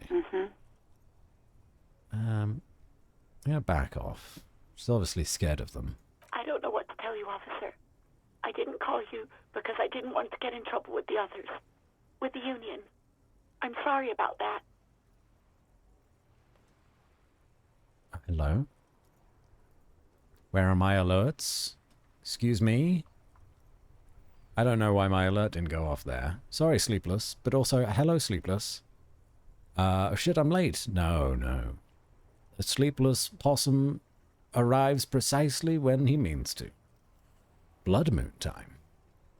Oh yes, look at that. You have a blood moon. That's a very pretty moon. Yeah, how long have we been playing? About an hour. Not that long. And again, we've still not done much. It takes a lot of time to get anything done in this game, I think. There's a lot of talking to people. Next question. Yeah, go on. Electrochemistry, it's time to get that sweet gods of the nectar inside of your body and start the part A. I think it would be fun to do a playthrough of this game where you are just fully in on electrochemistry. But I don't think that is the right thing to do for a first playthrough. I think you need to actually know the game and then do a second run, at least. Have you seen my badge? Yes, I know who you are. You're a police officer. The law. How did you first learn I was a police officer? You told me back in the whirling. You told everybody, and so does your badge. I don't need to hear about it anymore. My badge is missing. Have you seen it? Oh, no, I haven't, sorry. Real policemen have uniforms too, by the way. Where's yours? Kevin doesn't have a uniform, and he seems real to me. He's in plain clothes, voluntarily. It's different from not knowing where your uniform is. There are officers who wear the signature Perseus black uniforms to the highest ranks in the RCM and end up buried in them as well. Others do it more casually. Looks like you're one of them. Perseus black uniforms. That sounds cool. You seen my gun? Please, no. Not this again. Everyone saw your cool gun, detective. Oh my god. We're the worst. We're the absolute worst. Showed you my gun? When did it happen? You were trying to impress some people with it. Everyone was eating and... She stops hesitantly, not sure if she wants to continue. Sounds like it's going to be bad. Do you really want to know? No, I don't want to know. Great. Anything else? Have you seen my policeman uniform? Uniform? I never saw you in any uniform. You had your things on. Okay. Disco things. Do you know how my paperwork ended up in the trash container behind the whirling? Well, you tried to jam it down the toilet, sir. Clogging it completely. After I had unclogged the toilet and retrieved the paperwork, I threw it out in the trash, thinking you didn't need it. There are all zombies chasing me. From electrochemistry? I mean, I suppose if, you take enough drugs, you'd probably see zombies everywhere. I still haven't seen the full game. God. I wonder how long this is going to take me to actually finish. Unlocked housing in Guild Wars. Congratulations. I am sorry about that. Anything else, detective? Want to grab a coffee sometime? No, absolutely not. Oh, my morale. Alright, well, it's worth a try. I got everything I need, thanks. I do hope so. Please, don't call me again. Bye. Wait, why did she seem angry with you? Yes, you have obviously done something to upset her at the Whirling in Rags, when she was still working there. Wait, before you go, you're mad at me, right? Tell me, what did I do? I can't remember anything. I'm not mad, it's just... You were so drunk and so emotional all the time, and then the skua thing happened. It just made me want to quit. What skua thing? The stuffed bird. The great skua. You threw it against the wall while screaming, "Fuck that bird," and laughing like a maniac. I think you said it had been giving you shit ever since you got there. Bitch bird was coming to her. Oh, I know it is. No, it sounds like me, alright. Didn't seem like you had fun doing it, though. So you're telling me that I was the one who made you quit? Yes, obviously. You were the worst client I've ever seen. And I have seen so many assholes in this place. I've had sailors fighting, union guys grabbing my ass, kids stealing booze. Once a guy was glued to the karaoke machine every night for 2 months. But you... I want to know what I did. Well, you were worse than all of them. Honestly, you were getting borderline aggressive. Even about little things like not turning down the volume at 3 a.m. I even liked one of those songs you kept listening to on repeat. No more. I hate it now. Which song? We Go On by the O.O. I can't listen to it anymore. You've turned it into a parody. Sorry? No. Right, was that all? Then there was your room. Your project. An experiment to see how bad it can get in there. I tried to send the cleaner, but you wouldn't let me. Threatened to make me understand. I had no idea what you meant, and I don't want to know. And then you screamed something about being the most boring person alive and how everyone leaves you because you're just so boring. Sorry? I think this is the only time I actually want to say sorry. You put this woman through hell. And then I had to deal with your toilet. The one you clogged with police documents, causing water damage downstairs in the kitchen.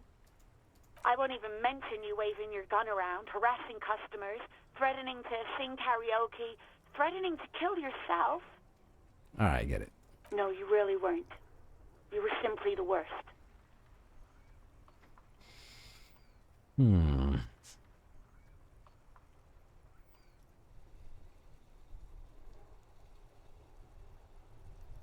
I don't even know what to say. God, I knew I shouldn't have brought it up. Just try not to call me again, and let's pretend it never happened. What else did I sing besides the O.O.? I'm looking for a song. All sorts of things. From disco, rock too. So much disco and rock. Was I singing The Smallest Church in St. Scenes? Yes, that's the one you like to sing along to the most. The later it got, the more that one came on. Interesting. You still have to find a copy, though, before you can blast it. Alright, thank you. You hear a sigh of relief Whoa. on the other end of the radio. Wordless, the call breaks. Then, the already familiar voice. Anything else I can help you with, officer? I'm done. Thank you, 57, Alice. over and out. In the cabin, you see... That was devastating. What an absolutely awful call. We really ruined poor Sylvie's life. Right, the workers are here now. Okay. Kitchen is open. Inside you catch a glimpse of Union paraphernalia, a strike poster, some red pennants. Sorry is not enough. Hello again, sweetie. Hi Elena, you're my favorite. Okay, we have a lot of people we could talk to.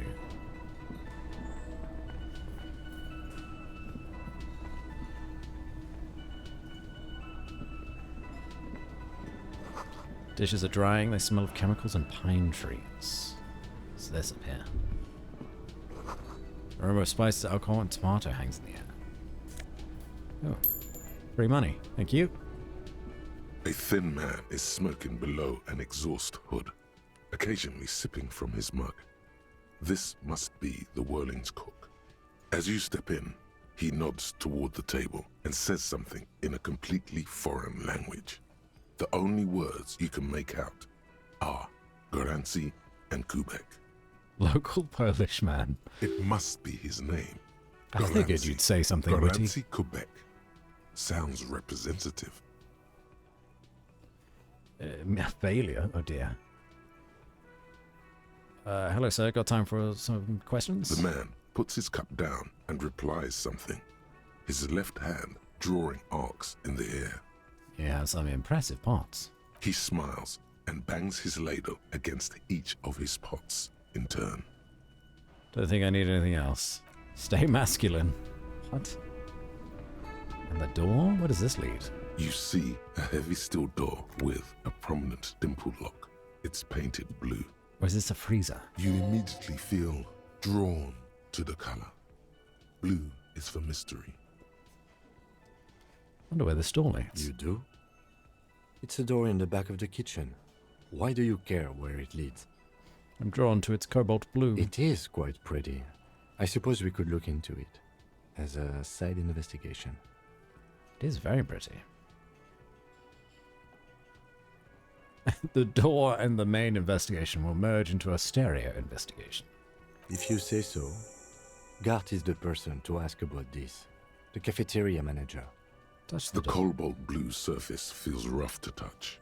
The stainless steel door is flush with its frame on every side. Push. The door does not budge. Shit. Okay. Well, it doesn't look like there's anything else in the kitchen. There's maybe people to talk to. Oh. That sugary black rum stain on the counter makes you teary-eyed with joy. It's almost touching how syrupy and sticky it is. How long have you been up already? An hour? Sweet Lord, a whole hour. And you haven't thought about rum and lemonade in all that time. Oh, rum and lemonade. You've truly extinguished all trace of yourself. I mean, that does sound delicious.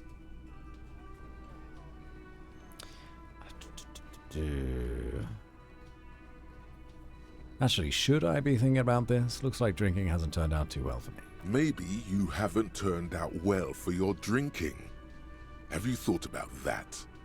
Get a goddamn rum and lemonade into yourself, boy. Or better yet, lick that stain off the counter. No. What happened, man? You used to be cool. Go get your boring normal person drink then. It would go well with those cigarettes. That's a great combination. Find booze and drink it? We're not gonna drink the booze. We're not gonna drink the booze. Should we drink the booze? It's all about money, you know. You gotta spend money to make money. Money is what really matters. Say money can't buy you happiness. That just means you don't have enough money. You have to invest your money wisely. You can buy stocks with money, and then use those stocks to make even more money. That way you'll have enough when you grow too old to make new money. Real estate is the graveyard where tired old money goes to rest. Money is what literally makes the world turn. The laws of money are just like the laws of nature. Unpaid labor doesn't net you any money. There is no such thing as free money. Money is all about numbers. There is a lot of these. Money is actually all about trust. It's all about money, you know. You gotta spend money to make money. Okay, I think that's it. Electrochemistry. You won't drink? I didn't know you were a little... The worker is in a deep slumber. Perhaps he's on his way to where you just came from. Into the primordial darkness. Ruckus talking to guard. Crashed into wheelchair. Right. We could wake this guy up now. There is only one way to wake this bone idol from his slumber. Roar like a hurricane. Rip the building from the earth. Success. Wake up. No words, just a primordial scream. No. I am the law. Why the yelling man? The 30-something man slowly lifts his head and gives you a pensive look. You're alive? You looked out for a long count there. Wait, what? No, he was just sleeping. What do you want, officer? Officer, even after a rude awakening, this dock worker respects the police. More than they usually do, at least. Anything interesting in your dreams? Tell me about wild pines. Point to the writing on his overalls. He's sleeping here while the others are out striking? He's behind organizing?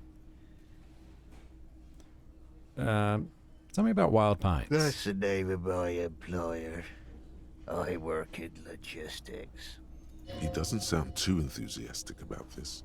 How's that going? How's it going?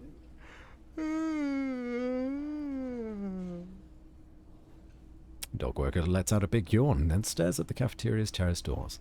Some fingerprints glisten on the glass. Haven't you noticed what's going on outside?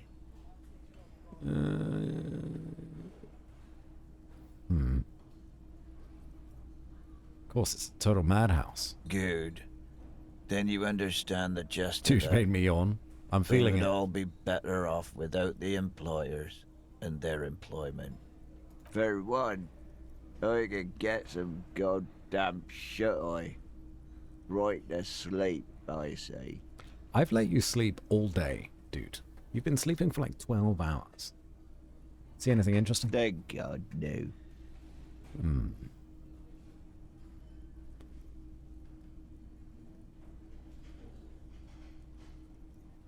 Tell me, was it a bliss free of X something? The worker stares at you, his eyes dry from sleep.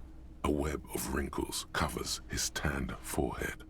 I don't know what you're talking about, kind sir. But when I'm out, then I'm really out. No X anything. Just quality time. A little me time in the abyssal pelagic zone. You can never return to it now. Only detective work remains. Wakefulness and detection. Fuck sleep. Despite the headache and the queasiness, you feel like you've got at least a 10-kilometer run in you. Difference. 10 kilometers, damn. Why are you sleeping here? They got it. Majorette's got it. He's guarding the gate. Or just getting some sleep. Or was. The way he says Measurehead implies ultimate trust in this head reckoner's physical prowess. He seems like a worthy rival. You should slay him. I could kill him. Yeah, that's an option for me. He's behind organizing the strike. We are. The workers. The union. We know what we need. What's right for us. I mean, there's no leader. Okay. I guess there's also Everard. He's in charge of the union. He's smart. Knows how to negotiate. He's got our back. And the dead body. Yeah. What about it?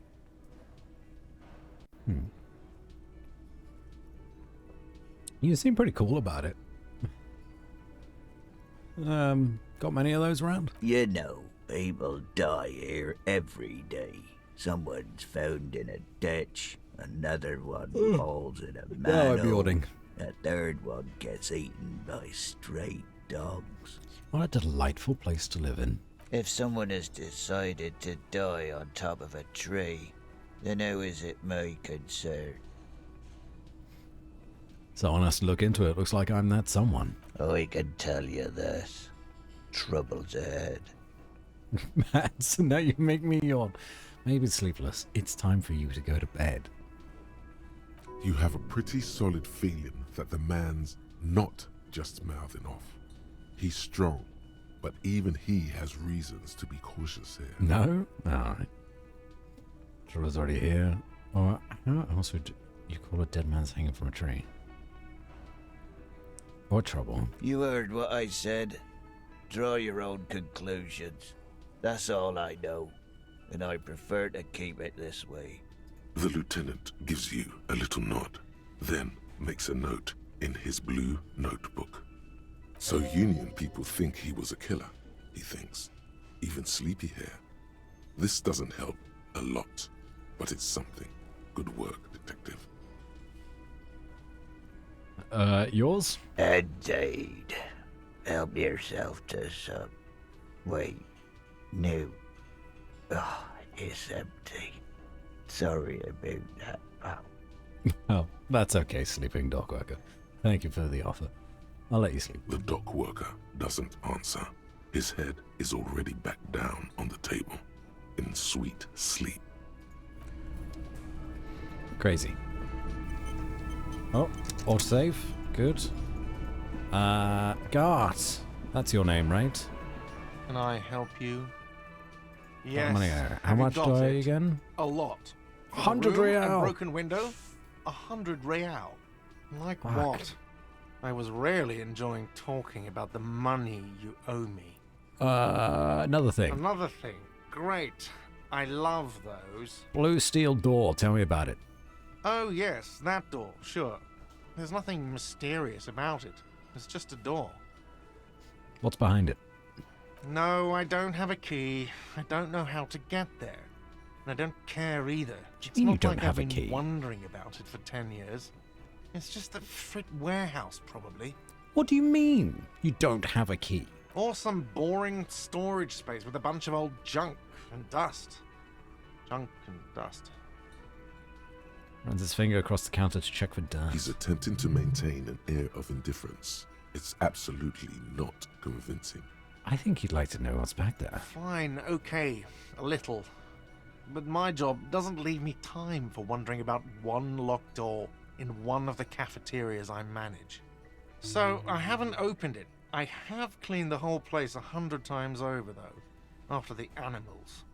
And I haven't found a key, so good luck with that. Yes? Don't want to drink. Do I have a shaker in my hand? Is this a shaker? He sounds irritated. Say nothing. Am I wearing a little bow tie?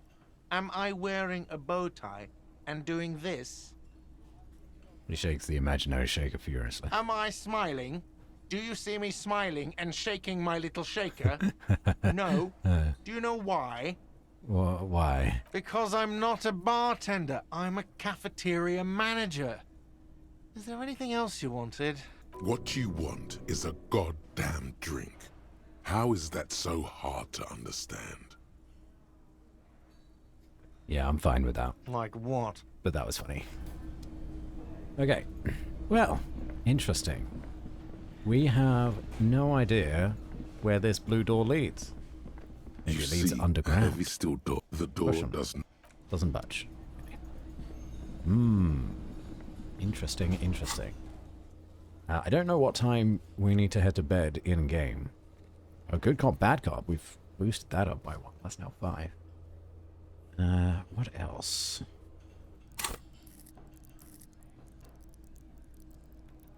$38 experience. How do we get to 38?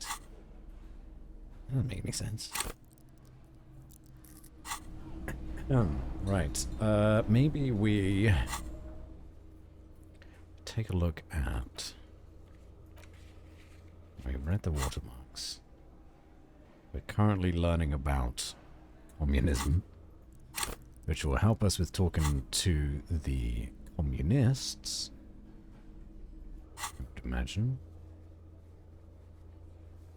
Map? Yes, here. Box of sunglasses. It's formidable. Broken window. Oh, God. There's a lot of these. Come on. Joyce Messier. Volition. Can we go talk to Joyce again?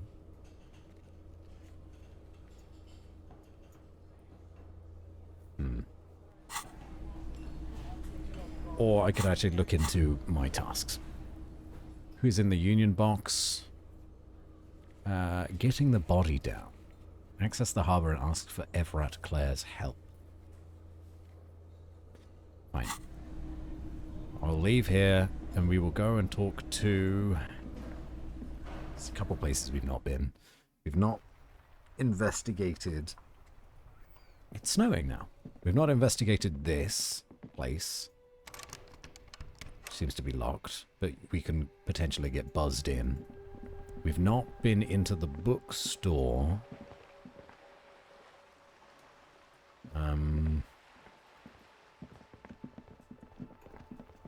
I should get out my flashlight now.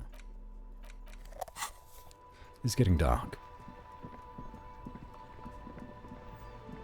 Did we exhaust all dialogue with I you? can't believe it's snowing again.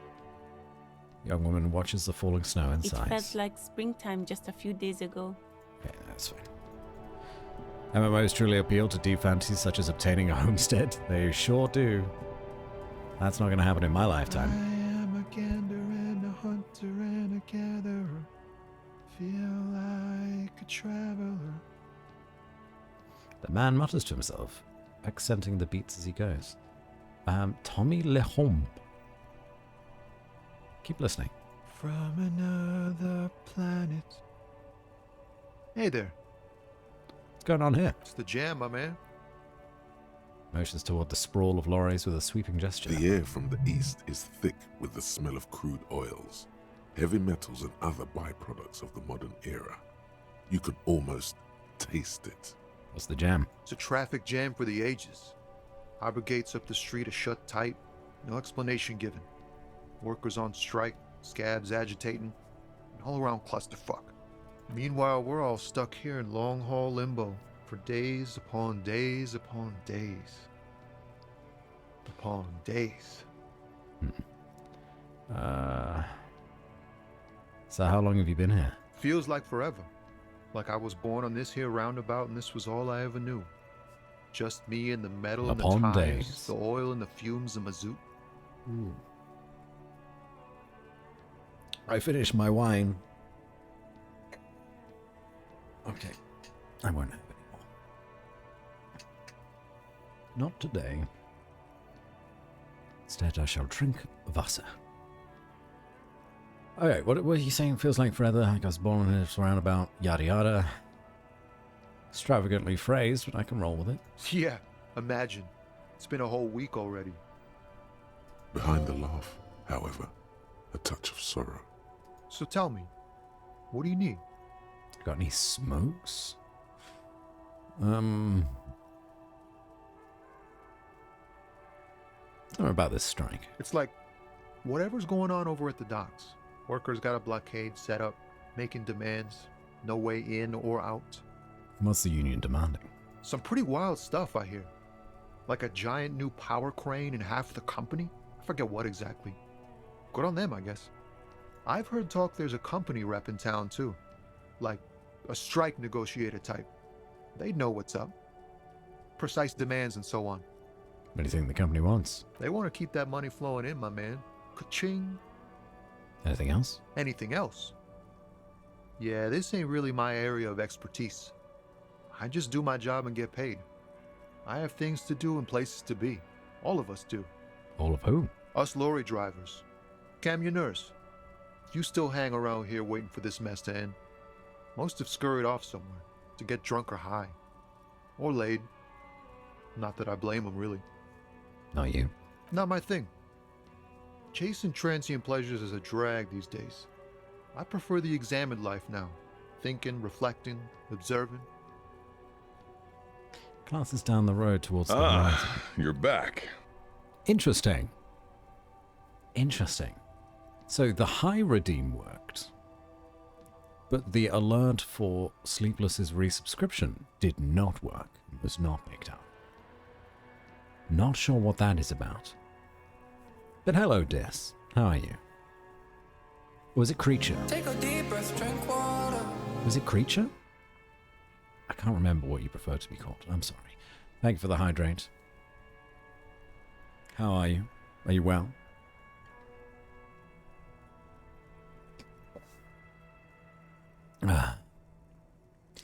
Just down the road toward the horizon, a glint of something in his eyes. What's better than chasing transient pleasures? The more transient, the better. When one's ended, you can get onto the next one. Stuffman's had some fun games. Hey, I'm glad. Yeah, I've not had the pull to play more Hunt Showdown recently. Just not been there. And I don't think that's necessarily a bad thing. More games to play. Anything about the dead man, the one hanging? He ain't one of us drivers. I know that. All accounted for. Otherwise, I haven't really asked about that. Been wasting time right here. keep him busy. It's easy to see he's telling the truth. He's kept his nose out of the dark stuff.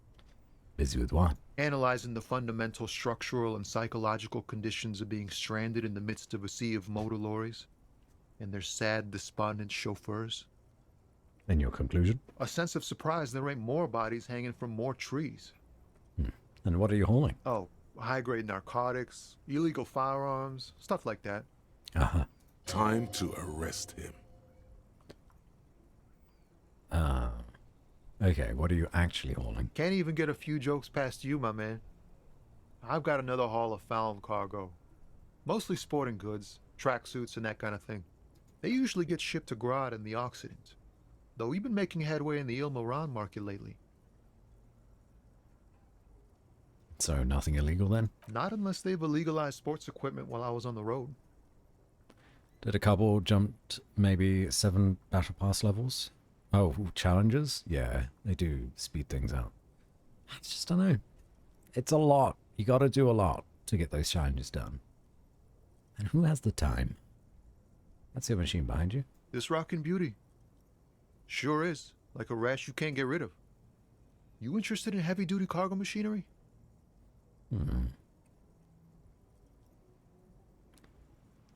Interested? Not really. I just asked because, I don't know. Pop reflex. Yeah, it must be.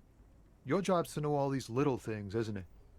Well, my job is to deliver tracksuit trousers. There it is again. A little touch of sadness beneath his cool. He thinks he's spent too long in this lorry.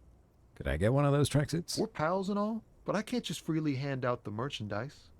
The bosses won't be happy. All right. The man taps his fingers rhythmically against his arm. Seem like a man who knows about drugs? Ah, man. Me and narcotics go way back. Had some good times surfing the psychic waves of my own consciousness, you know? But those days are behind me. There are other addictions in my life now. Why the inquiry, my man?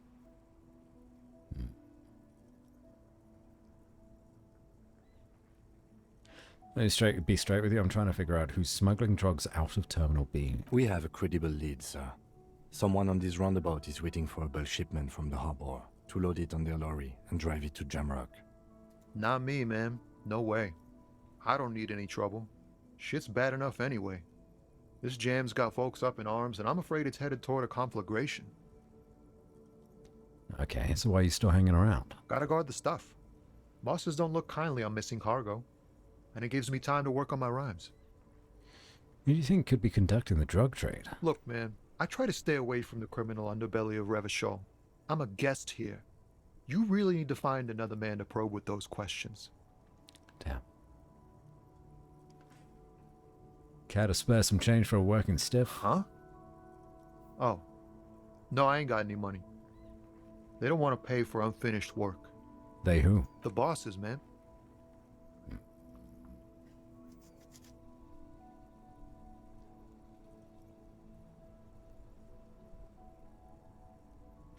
I don't know who these bosses think they are, but that sounds like a good arrangement for them.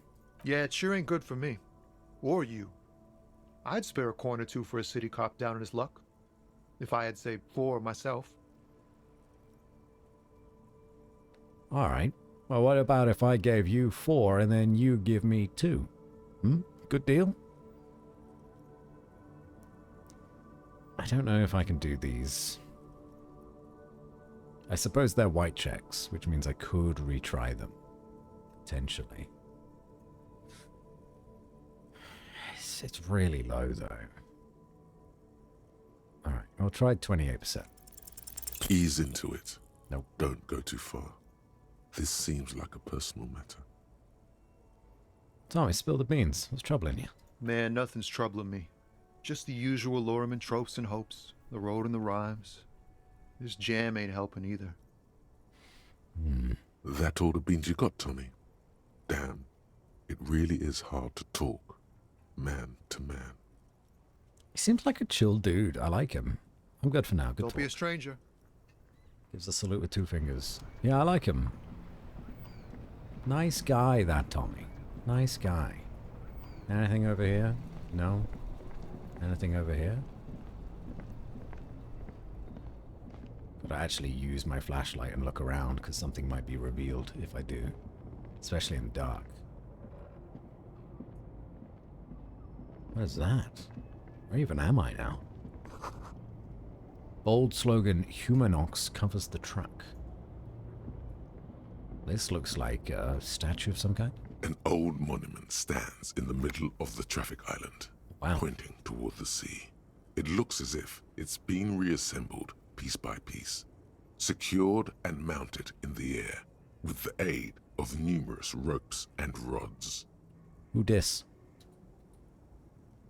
A silver plaque on the statue's pedestal reads, "I am Philip III, the Squanderer, the greatest of the Philippian kings of Revachol, son of Philip II, the opulent, father of Philip IV, the insane."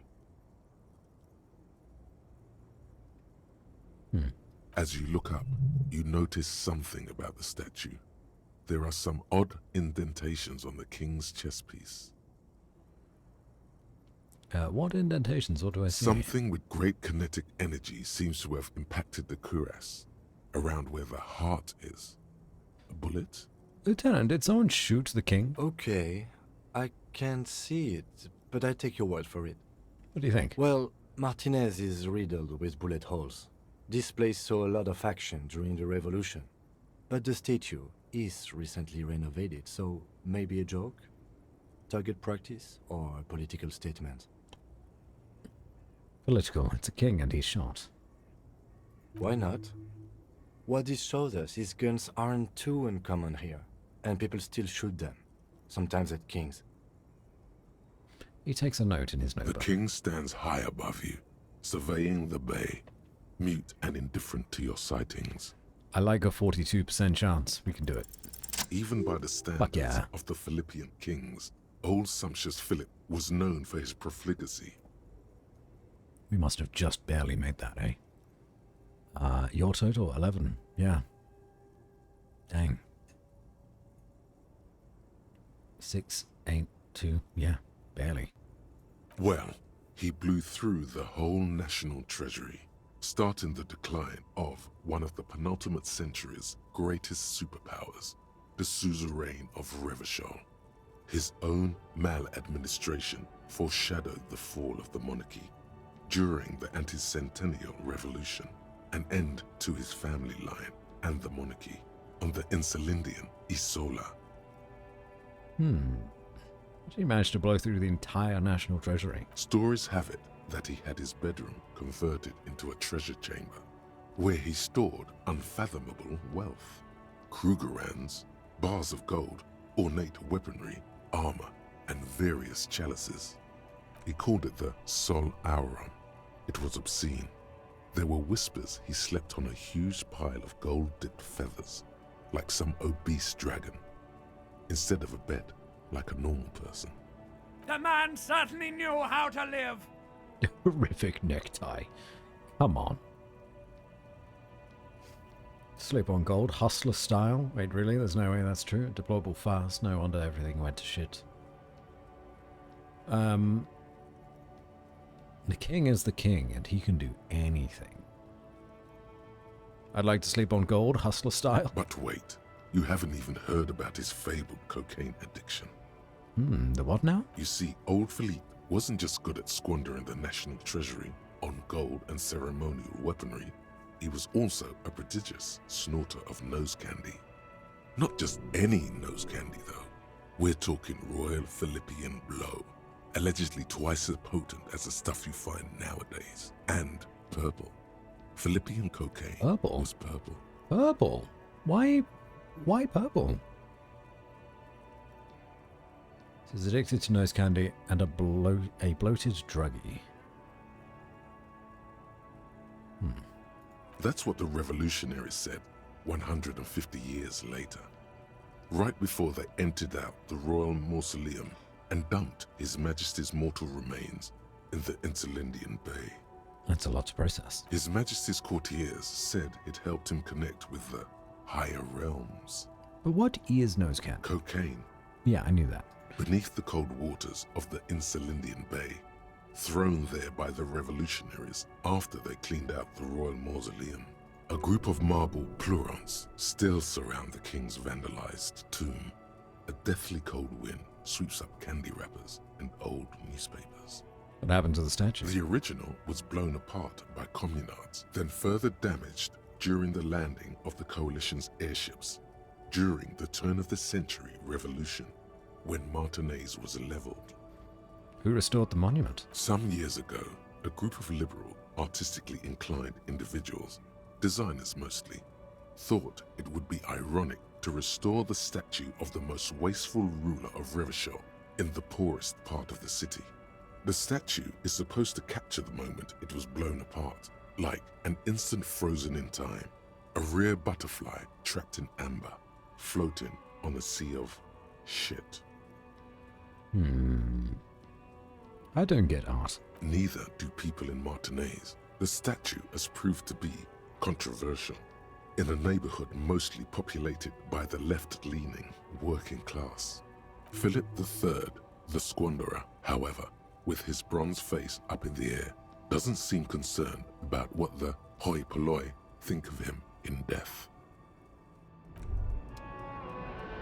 Wow, you work hard. I do? Oh, yes. You hustle. You're a provider. It's tough out there, but you keep it real and provide. What hard work do I do exactly? Look at yourself. You're a human pedometer.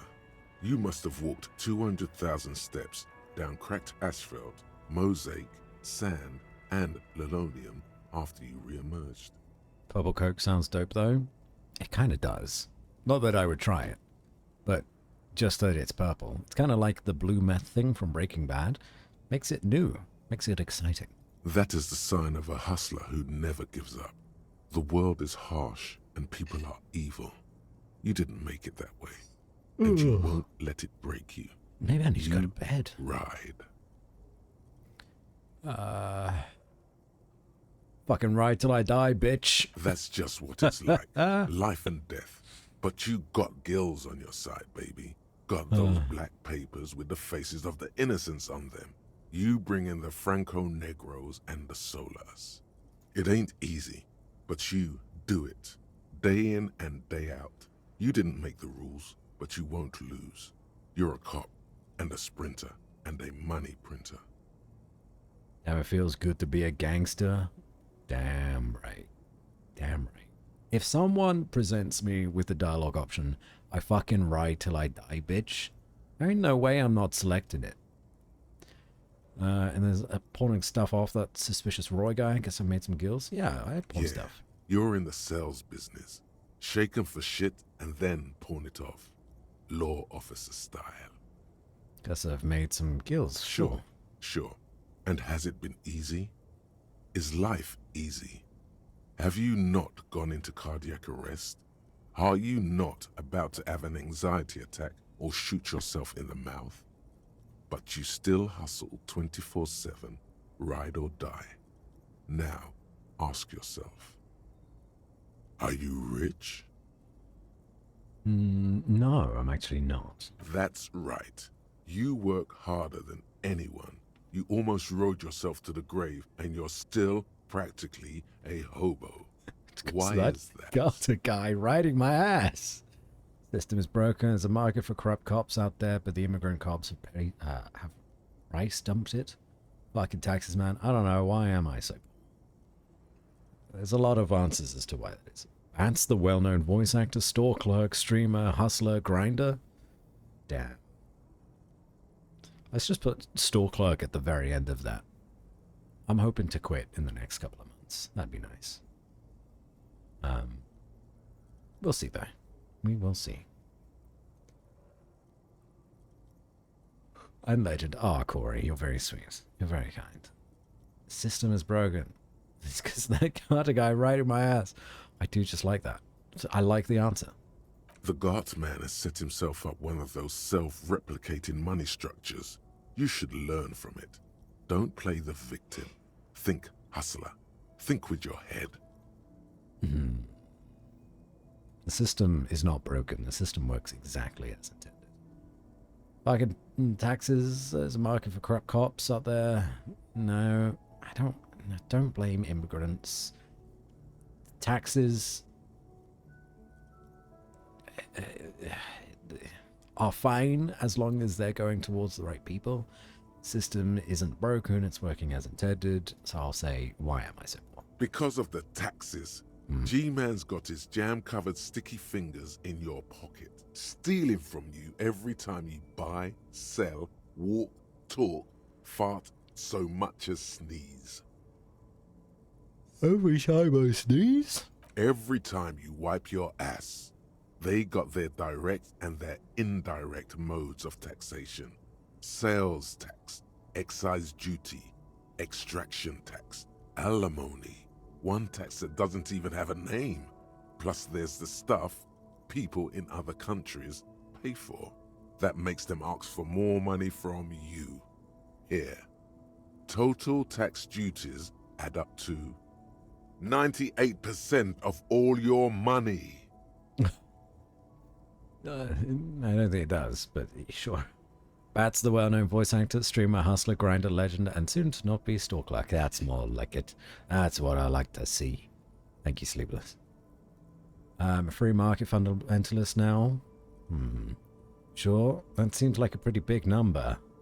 What are you not sure about? They're milking your nipples till they bleed. Can't you see?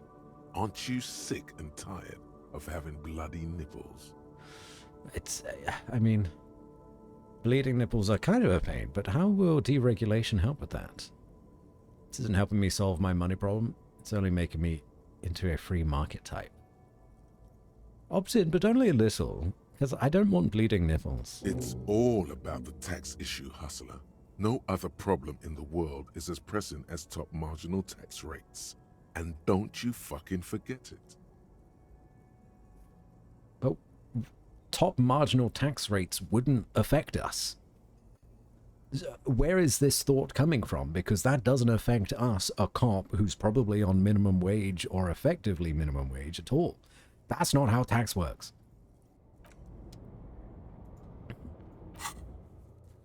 Anyway. Anywho. The indirect modes of taxation. What is this?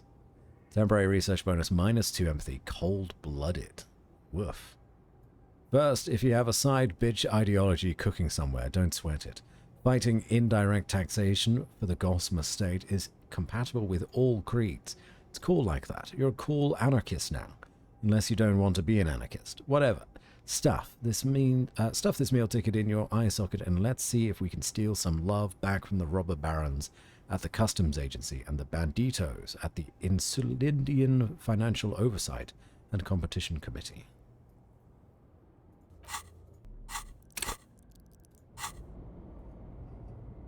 I mean, truthfully though, I gotta stop yawning. Truthfully, I'm okay with taxes. As long as everyone pays their fair fucking share. Which means billionaires don't get to dodge it. Ruins full of snow, no one lives here. Okay. It's billionaires don't get to dodge it by saying that all of their money is in assets or donating to charities, which isn't actually a real charity, just to say that they don't actually have any money. Or in fact, putting all of their money into paying off debts because they only pay for things in loans. What is this? White tank top? Fuck yeah. Because who's going to deny a billionaire, right?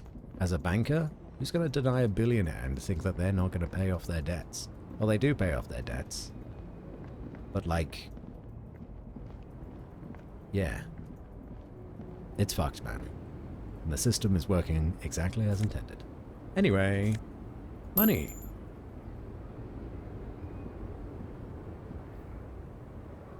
Terran's like, the second they get billed for healthcare instead of it being in their taxes. I mean, I also don't have to pay for healthcare, is the thing. NHS is, you know, it's not perfect. But it's damn fucking good. Who are you? The small, wrinkled woman does not greet you. She nods along to something on her radio. A photograph is clutched in her hands, and there is a warm smile on her face. It's the warmth of a winter night's fire. Maybe she could give you comfort and shelter, some cigarettes and food money. Maybe she's your... Grandma? Nothing. Her smile just keeps widening. Her hair is gray like lead. No, this one is a monster in disguise. Why do you assume so, Half-Light? Excuse me, ma'am, I'd like to ask questions. No response. Wherever this woman is, your words fail to reach her. This is rude to do, but are you in there? If you want her attention, you may need to be more forceful. Again. Where am I? Who are you?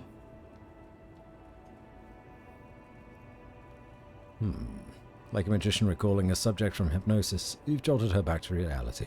The smile on her face has disappeared, replaced by the weary aspect of a cornered beast. Amount of alt-right people get on economics courses wild. That does not surprise me, Sleepless. Sugar Granny. She seems sweet. The voice actress is nice. Can I have some money, please, Grandma? Are you alright, ma'am? You're out. Never mind. I remember now. I'm still stuck in that traffic jam in the 50s. What's so bad about the 50s? The men have small jaws and everything is made out of plastic. Why do you need plastic when you can make the world out of amber? Amber? That would be sick. Where else would you be then? Back in Mecca, during the time of the revolution. The sidewalks and cafes are filled with the young people. I was on my way to see a new Boyadero picture starring Gabriel Buenguero. Gabriel Buenguero. Until you What a name. came along, that is. Oh, she was kind of like disassociating? Who's Gabriel Buenguero? This is Gabriel Buenguero. Shows a photograph in the lavish amber frame. A strikingly handsome man looks straight at you, his head crowned with a wide brim hat. His hair is dark as an oil slick, and his jaw the most perfectly chiseled thing you've ever seen. He was the biggest star of his day. Girls used to faint in the aisles of cinema whenever he came on the screen. And schoolboys used to memorize all his lines. Take it you were in Mesk? Or yeah, I guess Mesk, when you were young? Someone was. She nods as though her meaning were perfectly clear. Someone? You not your memories? They are someone's memories, boy. What difference does it make if it's me or not? What do you mean? They're beautiful. That is all that matters. Beautiful and true. And they will win. They're coming for this, you know? All of this. She looks around. She seems to derive some bitter pleasure from this strange thought, as if the past will one day wipe the present away, like a tidal wave approaching. I have other questions? Why not, Harife? It's not like I have anything better to do in this hellhole. She's extremely side NPC, but she's a deep cut into the world. I mean, she's already better than most characters that we've met in this game, just by not being an arsehole. She settles back against the railing of her motor lorry. Behind her, mountains of memorabilia, photos, and knickknacks line the dashboard. What are you hauling? Diamonds. Really? Of course not. But wouldn't it be marvelous if I was? Okay, what are you really hauling? Whatever stupid things they put in the lorry, I imagine. So you don't know what you're hauling? I quit concerning myself with that a long time ago. Besides, I don't drive the lorry for the cargo, if you know what I mean. Yeah, sure. She says that as if something narcotic is the real reason. No, she drives the lorry for money. What if the cargo is contraband? Then it's contraband, lawman. What?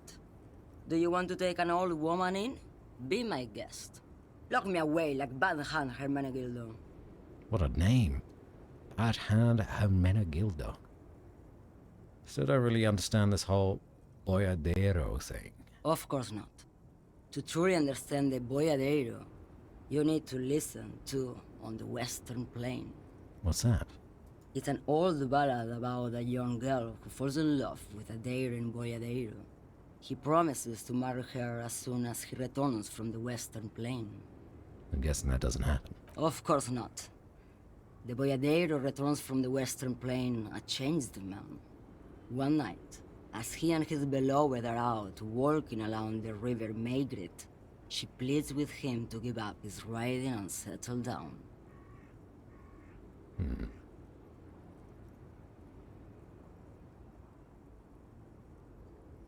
I think I see where this is going.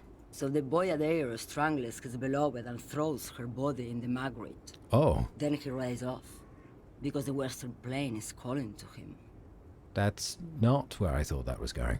You have to understand. A true Boyadero needs a whole horizon to himself. He can't be tied down by man or woman. His beloved was selfish. She didn't know what it meant to love a Boyadero. What if to truly love a boyadero is to float lifeless downstream? Not sure how much you learned about Pale, to be honest. I have no idea. Yeah, I don't think I know anything about Pale. Before I came, you seemed away. She's just a distracted old woman. We should maybe let her get back to her things. So he doesn't think she's a smuggler? You hear that, Lowman? I don't think your partner likes you spending too much time with me. Right, why is that, Lieutenant? Nothing. I just don't think she's connected to anything. He's worried, but not for her. For you. What is it about this woman, if she's not connected to anything? Should you drive a lorry if you get like that? Oh, don't worry about me. I'm one of the best camioners around. I drive routes no one else will. What routes? Lomonosov's Land, Udajnaya Zemlya, the Western Plain. She nods and closes her eyes again, letting her mind submerge. A terrible cold comes over her, rattling her teeth as she stares inward. The Transcatolia Magistral. You for 1A. Adestradas du Mirador. All the good ones. The deep trenches. Where the bluebirds fly. She opens her eyes again and shudders. So, being an expert in blacking out, you should take better care of yourself. It should be reported to the proper authorities. Call. Ride until you're dust, sister. Also, take care of yourself, love. You're right, Lowman. I'm the one who should take my health more seriously. Thank you for looking out for me. A correct appraisal. You're quite shabby. Is that all you woke me up to say? Seem like a woman who knows a thing or two about drugs. What do I need drugs for, Lowman? What I see, what I feel. The great adversary. No drugs can compare. Tell me more. Yes. There is a protagonista and an adversario. I am on the side of the adversary. There's no coming back from that hole. I don't like the sound of any of that. Sounds like a horrible drug. The worst one of them all. It's not really what I was getting at. Then what were you getting at? This line of questioning is going nowhere. Try harder.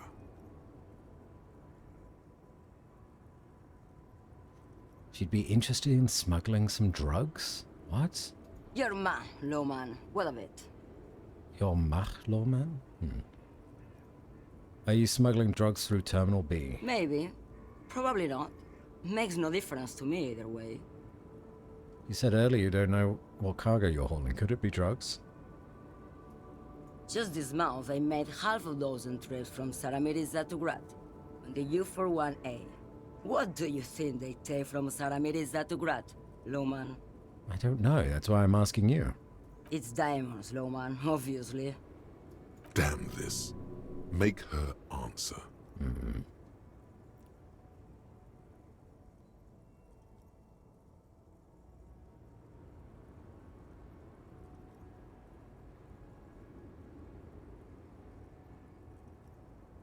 I didn't ask you about diamonds today. I don't care about that. Diamonds are good for you, Lowman. You should try them sometime. Make yourself pretty like Eva de Zoras. Making fun of me? I would never make fun of a real lawman, Sheriff. Ma'am, you're not responsible for what the client puts in your lorry, as long as the seals are not opened. We officers know that. Lay off her. If you had to guess, who do you think is smuggling drugs around here? Easy. He's the skinny man who thinks he's a poet. Never trust a poet. Also, he's the only one I can see from here. Oh, so the only one that she can see, she blames. You're not involved with the drug trafficking, then why are you still waiting? Where do you want me to go? This isn't so bad. I can listen to music, or the seagulls. Look at all the colors and the futures of this world. It's a good palate cleanser, this jamboree. Or I can just relax and let my mind carry me back where it will, to the Great Plains. I think we're done here, no? Closes his notebook to stress it. Yes, go. Enough jamboree. I need to get back to Mesky. Her voice trails off. Okay, alright. Interesting character. I'll give her that. A bit confrontational. She didn't answer my questions. She wasn't straight with me. She's dead. But, I mean, that's everyone else here, right? No one has been straight with me. Oh. I've never seen this. Substances can be administered during dialogues. Tools are context sensitive.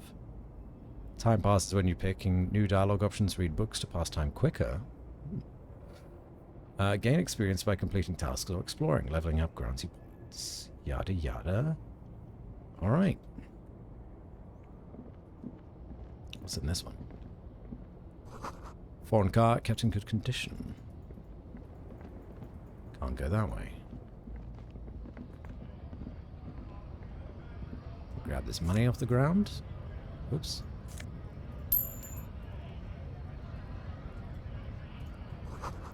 Lorry's probably stored fuel here. How they store booze.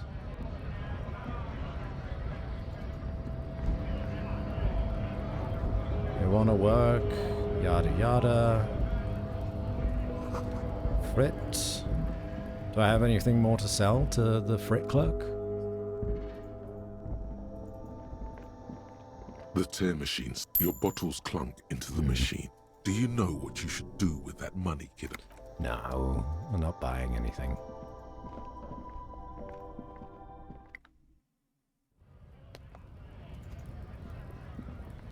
Right, who are you? What have you got? Welcome to Revachol. Announces the rotund man. The remark isn't addressed to you, it's addressed to the lieutenant. Why are you addressing my partner like that? Don't you welcome to Revachol me. My grandfather came here from a 3,000-year-old racist isolationist culture, while your ancestors came to this island a mere 300 years ago. Every school of thought and government has failed in the city, but I love it nonetheless. It belongs to me as much as it belongs to you. You tell him. It's men like you who keep Revachol divided, making it that much harder for everyone to climb out of this post-war limbo. Limbo, what's going on here? Oh, come on, man. I just said welcome to Revachol. It's a lorry driver thing. I know exactly what you meant. You think my kind doesn't belong here, that I should watch myself and behave. But you see, I'm an officer of the RCM. It's actually my job to make sure you behave. Silence. The air between them becomes tense. Your partner needs backup. Now's your moment to shine. Fucking A, Kim, I got your back. You two make a cute couple. You know that? Absolutely we do. The lieutenant exhales and resumes his regular calmness. Now, settled, we have a couple Whatever of you questions. say, officers. He waits impassively, cigarette smoldering between his fingers. He smells of heavy motor oils and his breath of high tar content cigarettes, probably Astra Whites. Ooh, I found this mug in the trash. Yours? Oh man, that's great. Look at that guy go. Haven't seen anything that funny in a while. So he's a grade A racist, yeah? God damn. Thanks for that, but no, it's not mine. What's that argument all about? It's about biological determinism, natural law, the sorting of the races. Stop spitting on the ground. Not Disgusting. the most popular topic nowadays, with the coalition in charge and all. You might want to change the topic. That is, bury your head under the sand like common sheep. Change the topic. The way he says it makes it almost sound like a threat.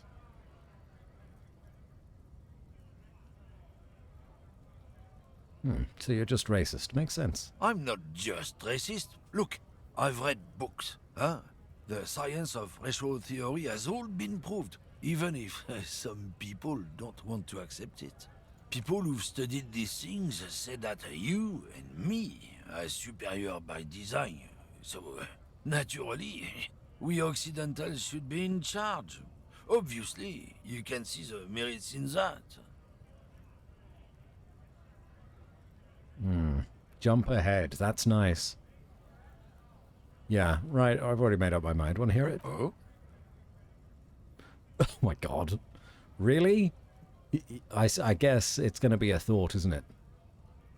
Why don't you go fuck yourself, huh? Don't push your luck, runt. Man gives you a disgusted look, then turns his attention elsewhere, ignoring your presence. Damn, that felt good. Your heart's pounding nicely. You should tell people to fuck off more often. I should. Fuck yeah, motherfuckers. Wait, Kim, I think I should tell people to fuck off more often. It felt really good. Not as a general rule, but that one was justified. Better to get the lay of the land before telling people to fuck off.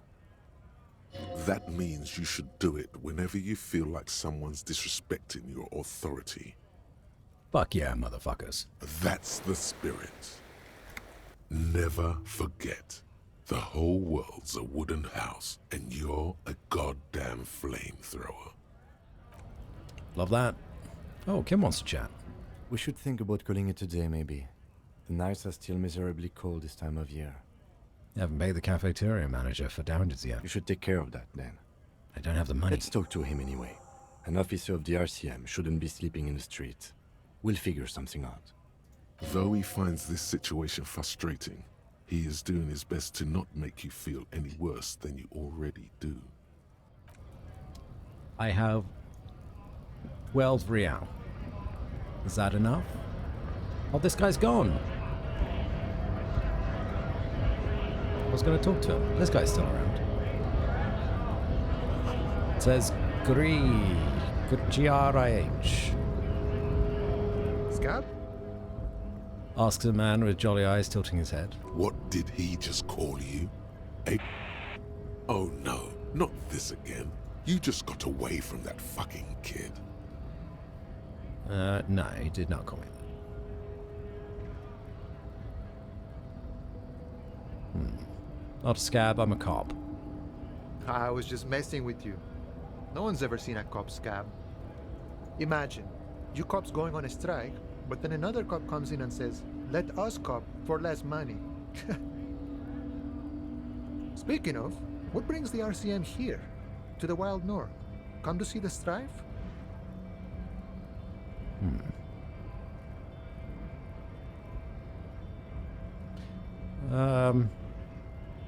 I'm looking for assistance with a dead body situation. Body still hanging in the tree?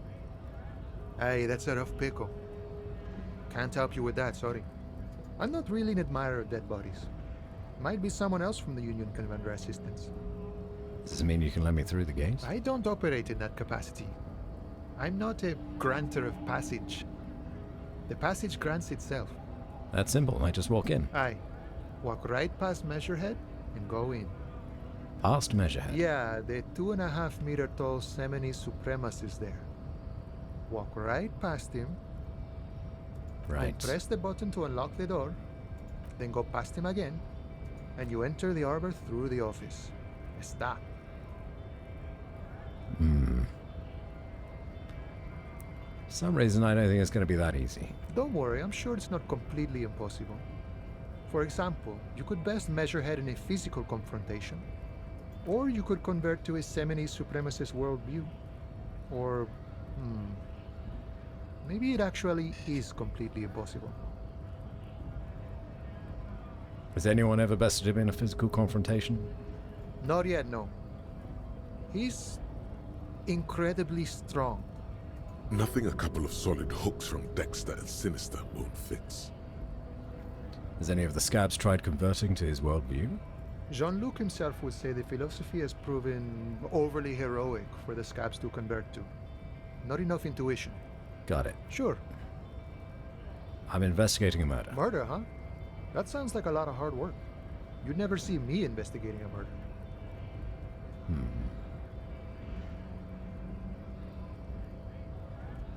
Maybe you want to help me solve it by telling me who did it. Of course, Policia.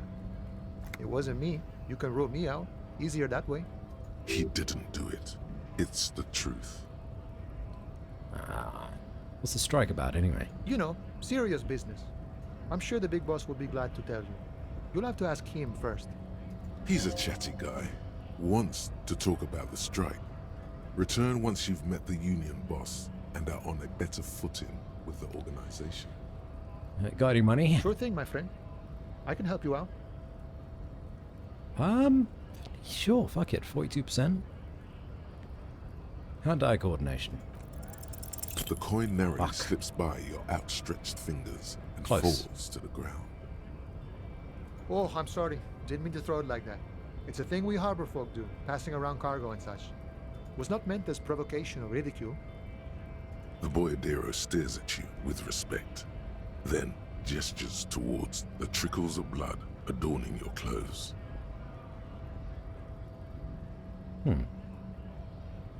The voiceover was not what appeared.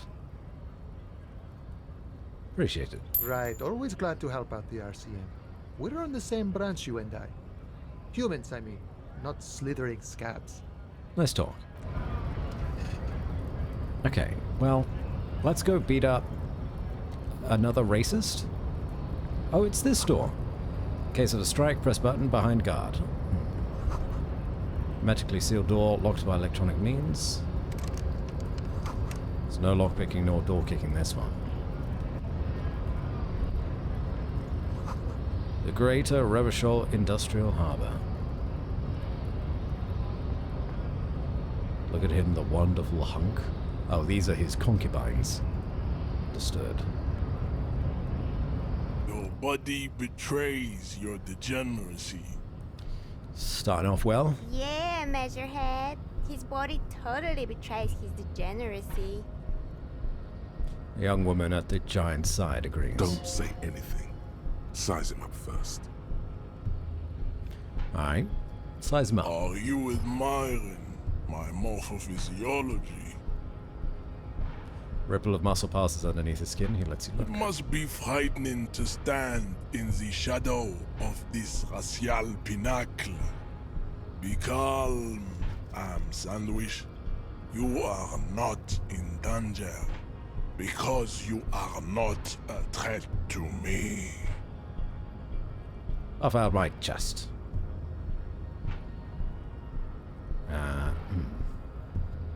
What is this androgynous display of sexual maturity? Starting to take a stock of your physique. Things are not as bad as they look. Sure, you have high blood pressure from metabolizing heroic quantities of ethanol, but you are robustly built. Damn you will right. survive. Hell yeah. I can see you were once an athlete, then deteriorated in your 20s. It is typical of your haplogroup. Let's blame the failed education system and leniency towards degenerates in your homeland. Jean-Luc, his body is betraying his degeneracy pretty hard. Maybe you can ask him to leave. My body is unimportant. I'm with the police. That is precisely the negligence that has led you to succumb to all rule. His face contorts in disgust, as if he were smelling a dead rat. You reek of it.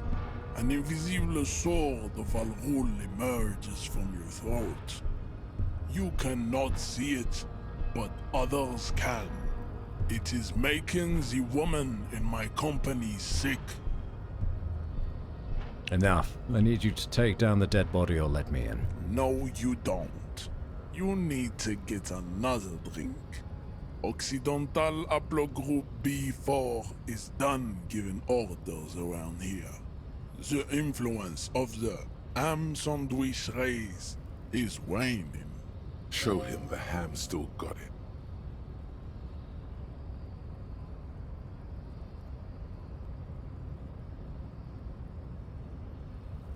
No, we're not asking. We're not being nice here. We just got a thought that was like, say fuck you more. So we're gonna say fuck you.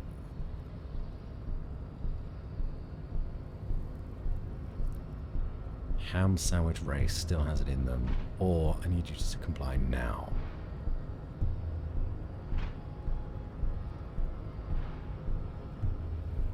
Yeah, comply. Jerking motions. Signs of a late-stage neurodegenerative disorder. How far the Occidental Haplogroup has fallen. You were once a noble and powerful race. You gave the world eugenics, electricity, and powerful weapons of war like missiles and aerostatic aircraft. You made great gains in metallurgy, race theory, and statecraft. You dominated lesser cultures, like the deformed Hemians and the inexplicably potato-obsessed Quakers. But now your ascent to the genetic summit has halted. You are obsessed with sadness and with frivolous pop culture. You will be superseded. Isn't that right, babe? It is, baby, yeah. You know it. God, you have no spine. There is a button right behind him, just out of reach. It must be the one that opens the door to the harbor. This man is not budging. Let's hope his superiors inside are more cooperative.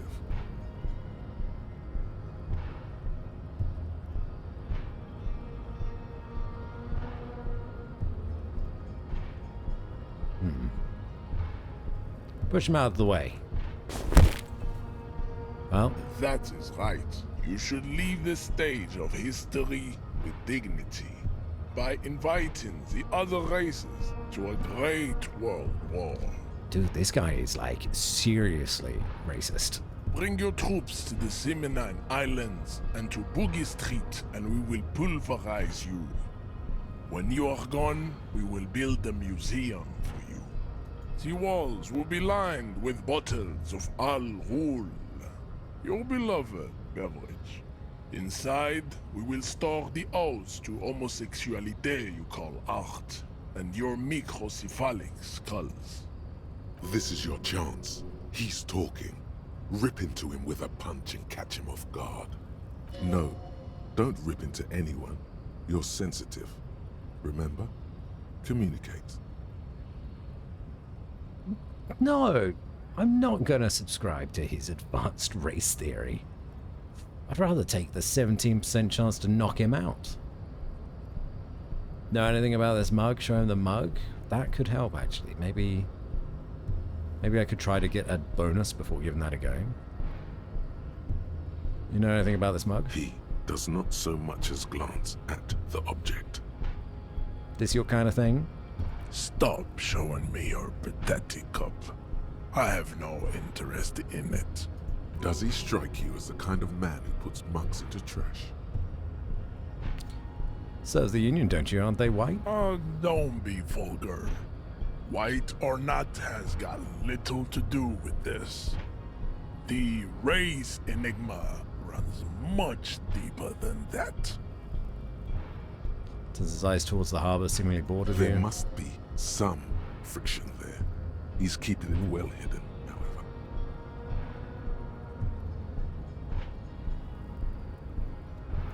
however. You still serve them. How does that factor into your life? Mr. Clare is a man of vision and means.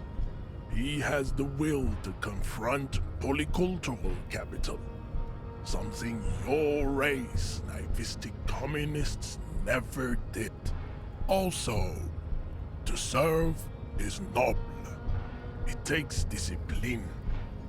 Your petulant individualism has only contributed to your race failure.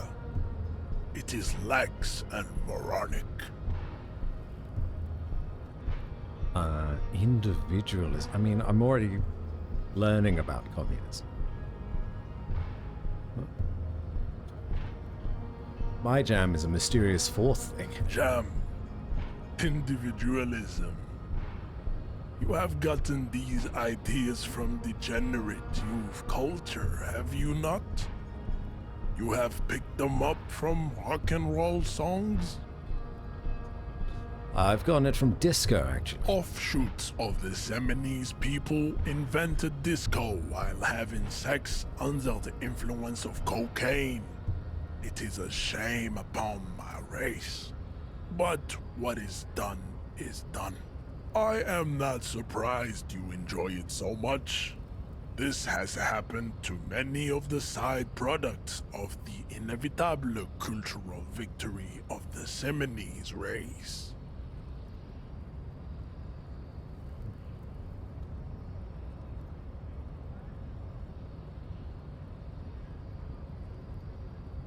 Maybe take the body down. What you need is to come to terms with extinction and never getting that dead body down from the tree. Kim, what do you think about this? I think this racist is better than the last. But the next racist will be the really good one. How do you know there'll be a next racist? There always is. That's true. Race is reality. And those tattoos? Racists are generally not very good examples of their race. Gestures toward the lorry man down the street. Welcome to Revachol. You hear him yell at a redhead woman visiting the fritter nearby. I am not like them. I am craniometric perfection. I have taken the trouble to permanently draw a phrenologic grid on my skull and features. This should dispel any doubt. You sure I'm not superior to you? You exhibit forward projection of the jaw, indicative of schizophrenia and sexual inaccountability. This guy is, like, From absolutely a purely dismantling me. aesthetic standpoint, the dimple in your jaw makes you look like a baby. This is not craniometry, just an observation. What else? Give me It is more. impossible to see any more of your bone structure. It is covered in the ravages of Al-Ghul. From what remain of your features, I can see fleshy lips, baldness of the head, and long arms relative to lower limbs. This leads me to conclude you are not a police officer. You are a common criminal, an offspring of murderers and sailors from Sur-la-Clé and Vesper, and possibly even the degenerate sheep herders of Ubi. Okay. Your racial heritage is uninteresting. It is the same as... He's right there. It's almost impossible to get it on unless you're both drunk. It's too scary when people are sober. I really want to punch him. A quick save. Gonna do it. Gonna do it. Oh my god. Do we do it? Oh, fucking Just punched like him in the neck. Crit Instinct success. took over. Fuck yes. A solid strike straight into his throat, into the cartilage. You could swear you felt the soft palate break. I can't believe it. We got a crit. Crit success. Punched him in the fucking throat. The man is reeling, gasping for air. Time stands still around you. In the distance, the sounds of the harbor are falling silent. All you hear is a small gurgling sound as a trickle of blood appears on the man's lip. He's open. Rip into him. Right hook. Escalated. Get intimate with him. Bring the hurt closer. He's not knocked out. We need to continue. Rip into him with the right hook. Whoa. Oh, fuck. Oh God. Wrong move. Your head is in his hands, like a pair of forceps crushing you, and you can feel every jewel. Say it. I am a degenerate drunk. I mean, I don't like that. I got a crit success. Take the pain, goddammit. At least take that.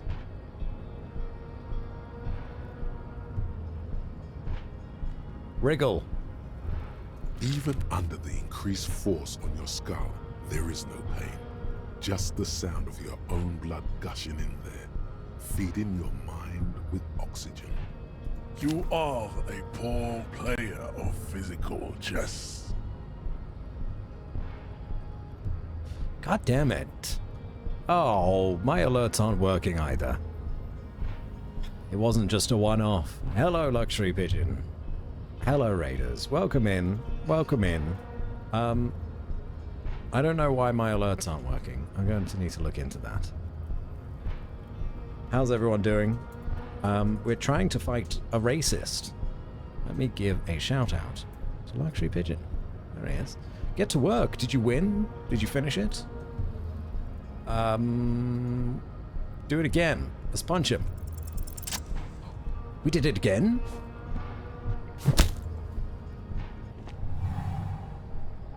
Just like that, instinct took over. A I solid did it again. strike straight into his throat. Somehow, I punched him again. You could swear you felt the soft palate break. Hello, Colossal Bob Fossil. Hello, Dolly Whiskers. Hello, Madge. Hello, Weekends. Alright, it's, this is Disco Elysium. It's a game where you are, you're trying to solve a murder in a kind of like fucked up, depressing world. And there's a lot of racists around. And this guy is one of those racists. And I've just punched him in the throat twice. So we're doing it. We're doing it, chat. Just like that, the instinct took over, solid strike straight into his throat, into the cartridge. The man is reeling, gasping for air. Okay. Time stands still around you. Hello, In the Tempestus. distance, the sounds of the harbor are falling silent. All you hear is a small gurgling sound as a trickle of blood appears on the man's lip. Okay, alright. What is the correct thing to do here? Because I don't think I'm going to roll on that 17% chance twice in a row. I don't think I've got that in me. Back up, perform a 360 flying spin kick? Spin kick? Is that what you're trying to tell me, Fritz Lark? 2? Let's fucking do it. Spin kick. Yup. Oh. The man lands with a dull thump, like a broken down puppet of muscles and sinew. For a moment, he still tries to keep his head up, dazed eyes looking at you with unimaginable surprise. To your left is the button. Then saying welcome to Revachol is quite funny because of the irony, but I'll just say Disco Inferno. As you slam your fist on the button, the man collapses entirely, his head rolling to the side. Looks like you're the new measurehead now. Oh, concubines. Hello. No one is the new measurehead. Let's go before he gets up. But Kim, I just beat the guy up. We defeated racism. That's it. That's all it took. God. Take that back immediately. The man is still Is he knocked out? He is. He breathes slowly and steadily. It'll take a few moments for him to recover. All right. Well, that was fun.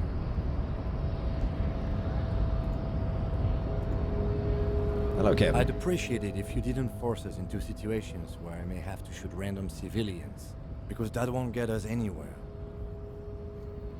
Chief Lazarus, Revachol isn't depressing. It's the new home of disco. I mean, it will be now. Now that we've established ourselves as the big boss, capable of taking down a mountain of racist muscle. Hello, Chief Lazarus. Welcome in. It's nice to have you here. Patsy, the homeless ass-kicking cop without a badge. Yeah, that's me. No badge, no gun, no problems. Punch racists until they can't move. Well, safety first. Can you show us how to play Balatro? I don't actually know how to play Balatro, but I could give it a damn good go. Hello, Shaw. Appreciate it. If anyone needs to raid and run, by the way, please do go and look after yourselves. Thank you again, Paige, for the raid. It's very cool of you. Very groovy. If anyone isn't following Luxury Pigeon, what the hell are you doing? Get on over there and go follow them. We play games quite often. We have a little streamer team. The Slobs. That's the 4 of us. And it's always a good time. So go check them out. But if anyone needs to raid and run, please do look after yourselves. Get some food, get some water, go to bed, punch a racist, or just go for a little walk if you need to. See, even this guy's gone for a little nap. Appreciate it if you didn't force us into situations. I'm not even sure the one bullet my chamber holds would even prick that Hulk. He's the one trying to provoke me. Okay, I was trying to assert my dominance over him. I was fighting bad, unsavory ideologies. I'm a hero. How else are we going to get through the gates? Can't promise that. I might attack him again. Well, I mean, I was fighting bad, unsavory ideologies. I'm a hero. We are not here on some political quest. We are here to solve a crime. Don't make the situation any more volatile than it already is. I was also trying to assert my dominance. We are not here on some political quest. Okay, we are it's the here same to thing. solve a crime. Don't make the situation any more volatile than it already is. How else are we going to get through the gates? There must be some other way. Let's go see the yard again. It faces the other end of the harbor. We're done with Measurehead here. I think this dialogue with Kim Kitsuragi assumes that we didn't just beat the fucking shit out of this guy. That's kind of what I'm picking up here. But we did. We won. He's the one trying to provoke me. And you're just going to let him manipulate you like that? Can't promise that. I might attack him again. The lieutenant groans, but doesn't say anything. That's right. You should do it again. It's the last thing you'll be expecting. Can't talk to the ladies. It doesn't look like there's actually anything else up here. I can't believe we knocked him out. Honestly, that was amazing. So we can go this way now, which will lead us through into here, and then we'll get our jacket back, I think. But maybe we go to bed? I don't know if there's anything else we need to do. It is getting late. Hell yeah. A lorry stuck in the traffic jam. This big, heavy Grad-made machine is well kept for such an old machine. The windows are clear. They've been recently washed.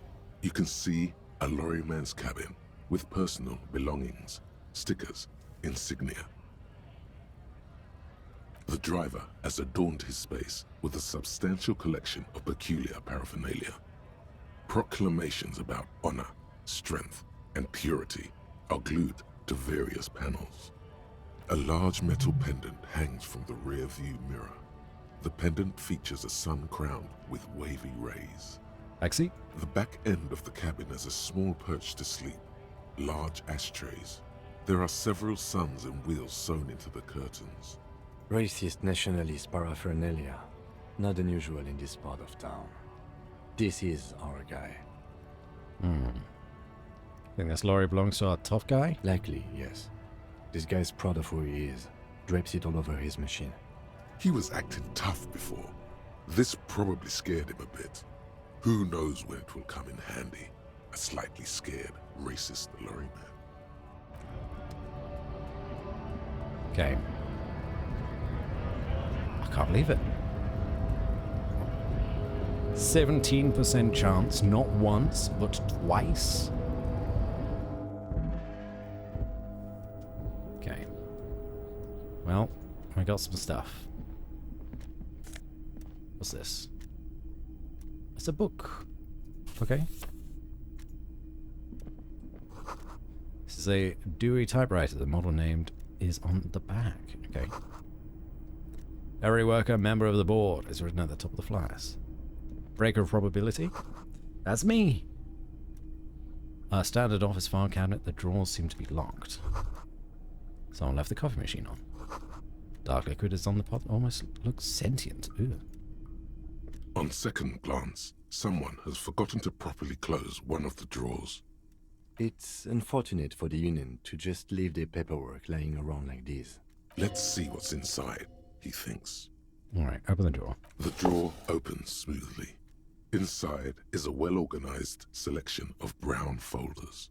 Browse through the folders? Hundreds of documents containing logistical data.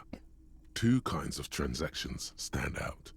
Materials coming into Revachol from the outside world, from Muindi, Grad, and even Ilmara. And the same materials being handed over to companies inside Revachol.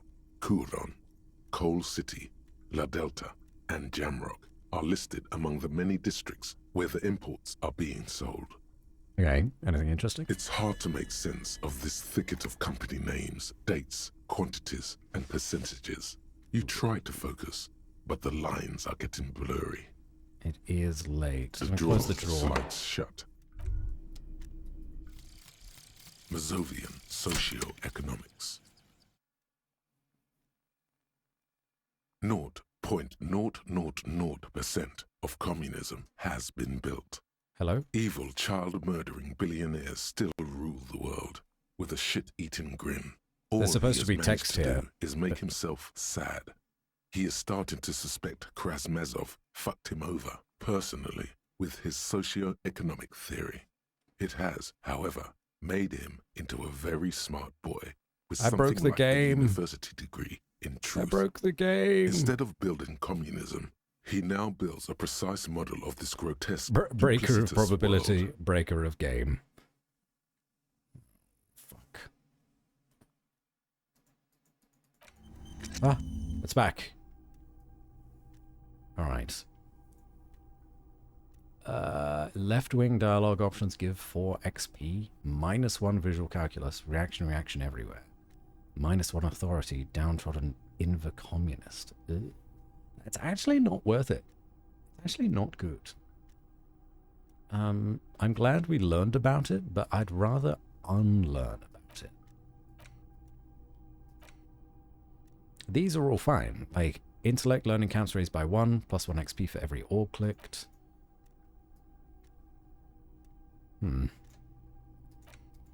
At the very least, maybe this will still be useful when talking to the Union, which we will do soon, whenever we find them. And we're about to get another skill point, so that's good.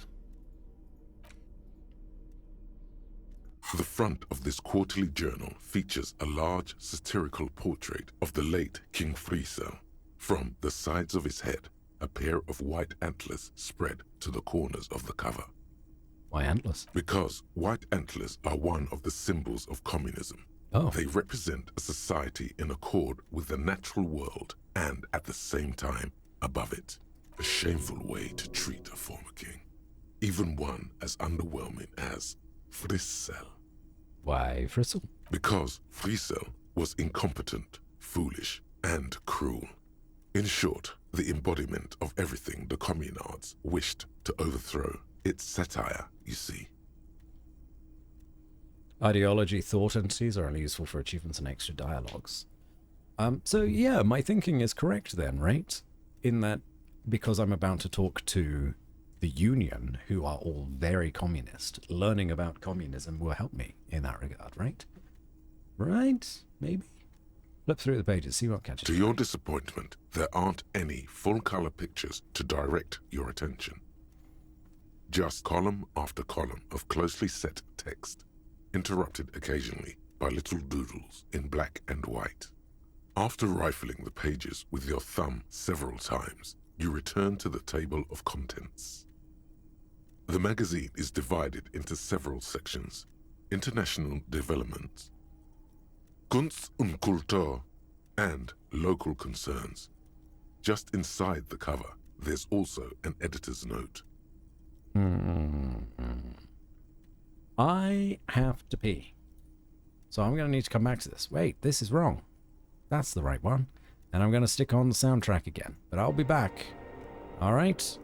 I'll be back in like I don't know. Play Pidge's peeing song. Alright, I'll see you in a second.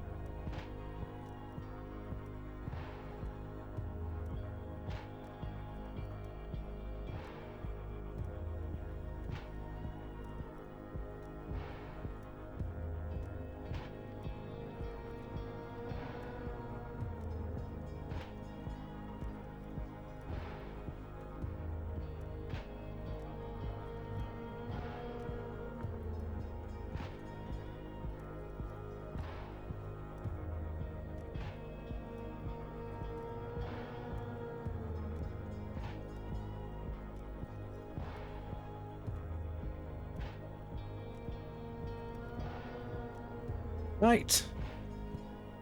Back into Revachol.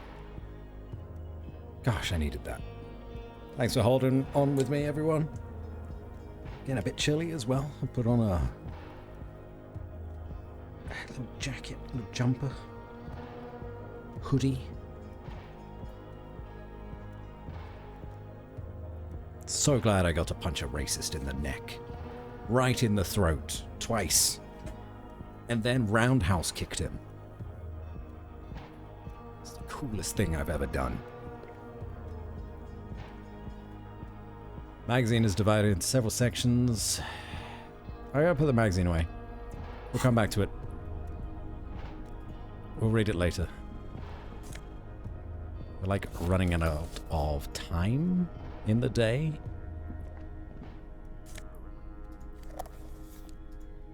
There's so much stuff in here. Visual calculus. Probably don't need drama, right?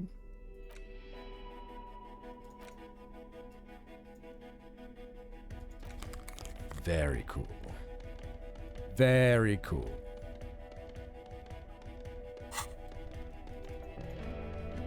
Is there anything else in here? The file cabinet stands steady as ever, and the unlocked drawer slides out to greet you. The drawer slides. Right, I wanted to change my clothes. I think I had something for volition, right? Do I not? I thought I did.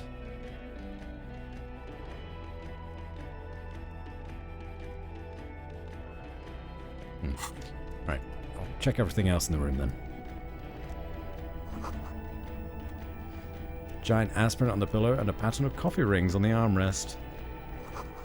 Radio is emitting strange buzzing sounds. An imposing combination of a punch clock and a payphone is looking down at you from the wall. A note on the side says, "Tokens unavailable due to strike. Use change." I don't think I need to, though. And then that's the door going around. The already familiar code.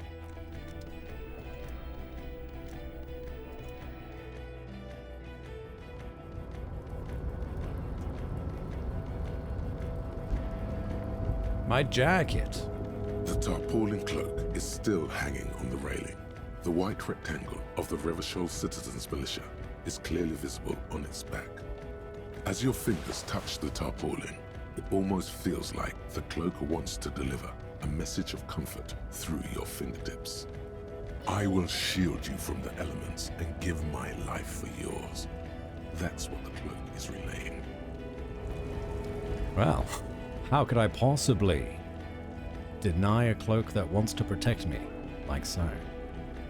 Shivers and esprit de corps. Oh, fuck yes. That's cool. Look at us. We look awesome. Put a wife beater on as well. Suggestion conceptualization goes up. Physical instrument, I think that makes us even stronger with the white tank top. I kind of dig it, to be honest. I'm kind of into it. Don't need electrochemistry.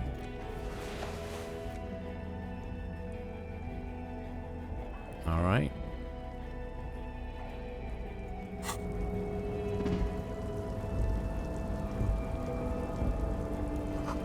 Collecting rainwater. Right, well, let's go back. I've got my jacket. I'm very happy with this. We will also attempt this today. The file cabinet stands steady as ever. Whatever's hidden Success. here is hidden well. Concentration isn't enough. Only a trained accountant with a background in logistics would be able to really make sense of it. However, there is a little handwritten note stuck on the side of the drawer. Look at it. It appears to be a to-do list written in large, uneven capital letters.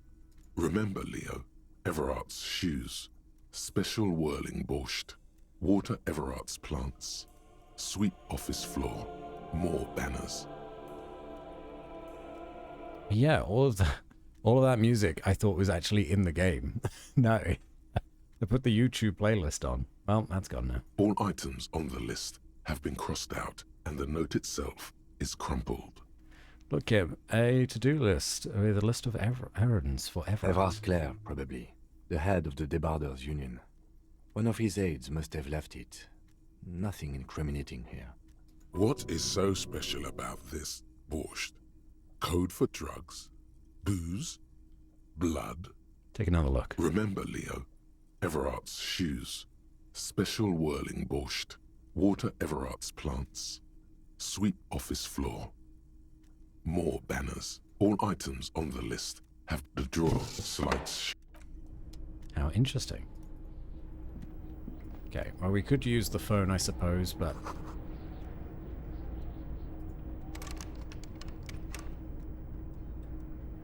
Excuse me. They've locked the door behind me.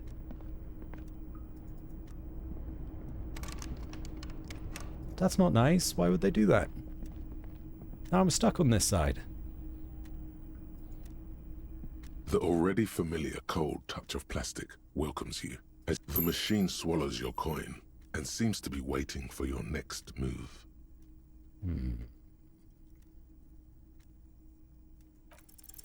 It's unclear whether you actually have muscle memory. Right now, your finger is just drawing vaguely occult patterns in the air.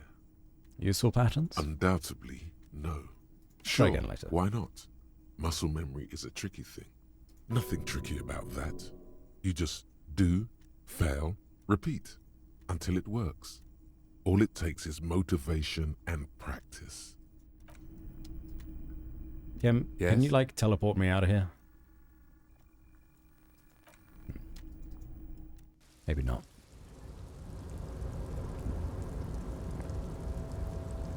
Okay, so we have to find our own way out. These 3 packs worth of cigarette butts. Numerous empty bottles of Commodore Red and potent Pilsner. Numerous empty wine bottles glisten in the rain. Someone partied really, really hard here. Did I do this? Well, yes, I think we can say with relative confidence that it was you.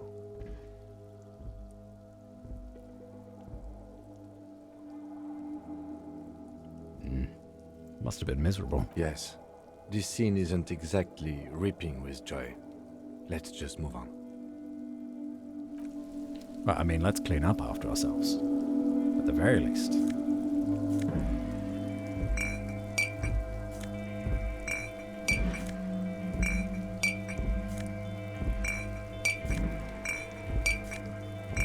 It's a lot of cigarettes as well.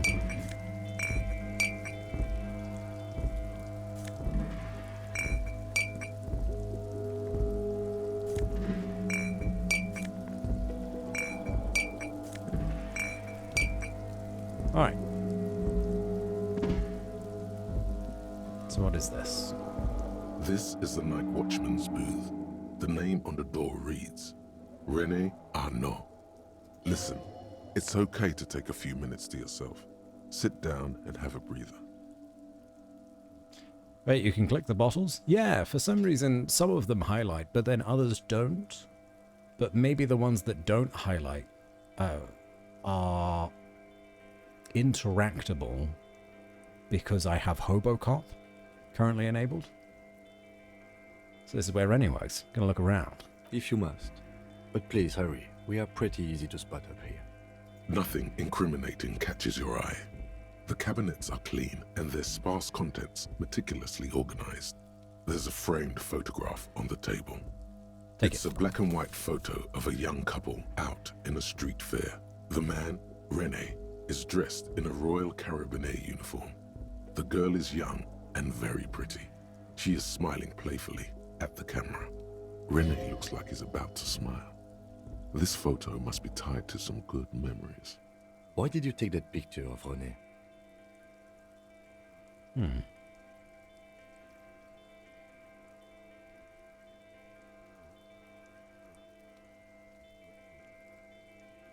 Like my photo of a young couple out in a street fair. The man, René, is dressed in a Royal Carabiner uniform.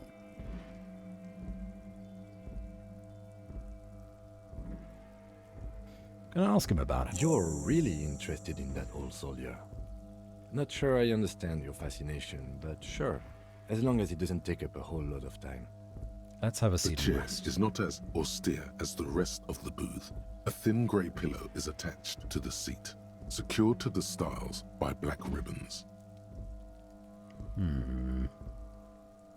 Search for a little something to help me out. The drawers are empty, save for old timesheets and receipts. One small box, however, does hold some cheap painkillers. They are slightly out of date. Read the side effects. Oh boy, where to start? Elevated risk of dementia, mini strokes, Prophet's disease, sudden death, hair What death, is Prophet's disease? erectile malfunction, critical flatulence, watery blood, black mucus, uncontrollable weeping, increased sensitivity to La Opera, inoperable joint disorder, total spinal collapse. Maybe this was a bad idea. Let's just leave them where they are. You stand and exit the booth.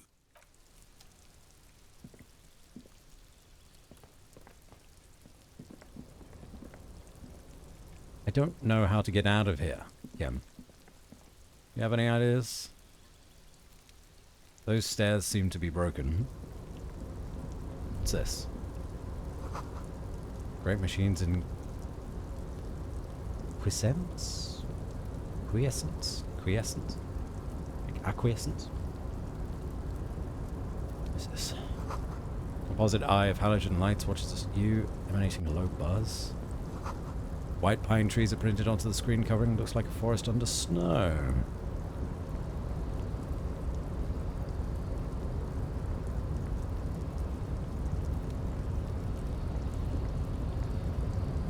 How the hell do I get out of here now?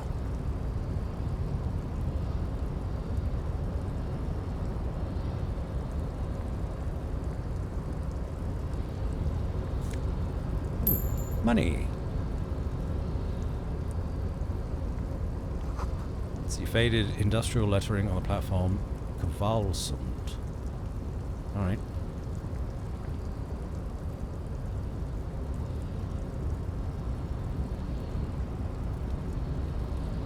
A rusting control panel with several knobs. 2 buttons marked Marsh and Arrête are faded with use. It seems to control the large crane above. A container is attached to its hook block. Marsh. On. Arrête. Off. Arrête. The crane stands tall, proud, erect, and still. Oh, maybe I need to give the crane some of those outdated pain meds. With a loud grind, the crane shifts overhead, moving a massive metal container through the air. Okay. Alright.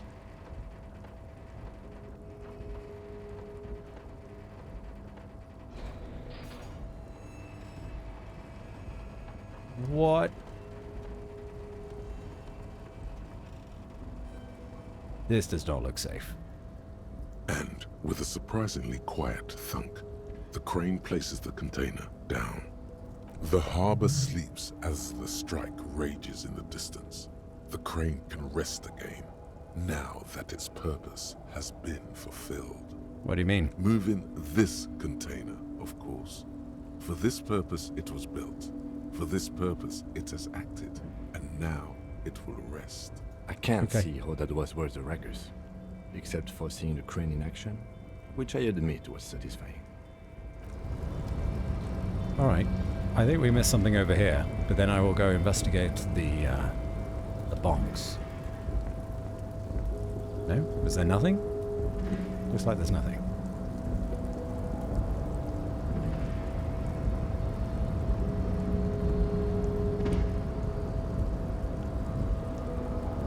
Before you stands a cargo container, just one of many in the yard. I feel like there's something special. Is this like your thing with that wall again? Maybe? Can't tell. You do? Because I don't. Why not? There are a million containers here. Why are you fixating on this one?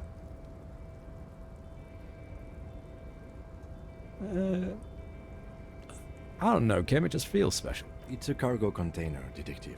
Just like all the others. Doesn't even look at it. We are not here to interact with containers. We are here to get the body down from the tree. You attempt to turn the handle, to no avail. The doors seem to be mechanically locked. To your left, the lieutenant considers your actions with some puzzlement. No reply. The knock produces a hollow ring of metal. Doesn't sound like there's anything inside the container. Persuade the door to open. I have 2 +1s and it's still very low. Okay. That's fine.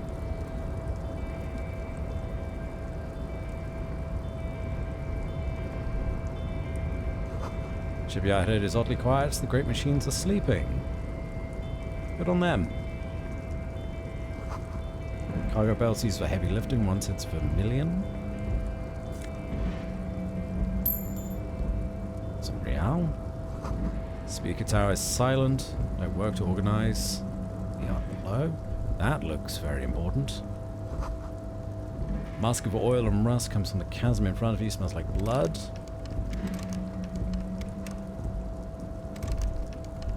Excuse me? So that is locked. Whatever is in there I'll need to come back to. Industrial sized thermos. Smelled like burnt coffee. Delicious.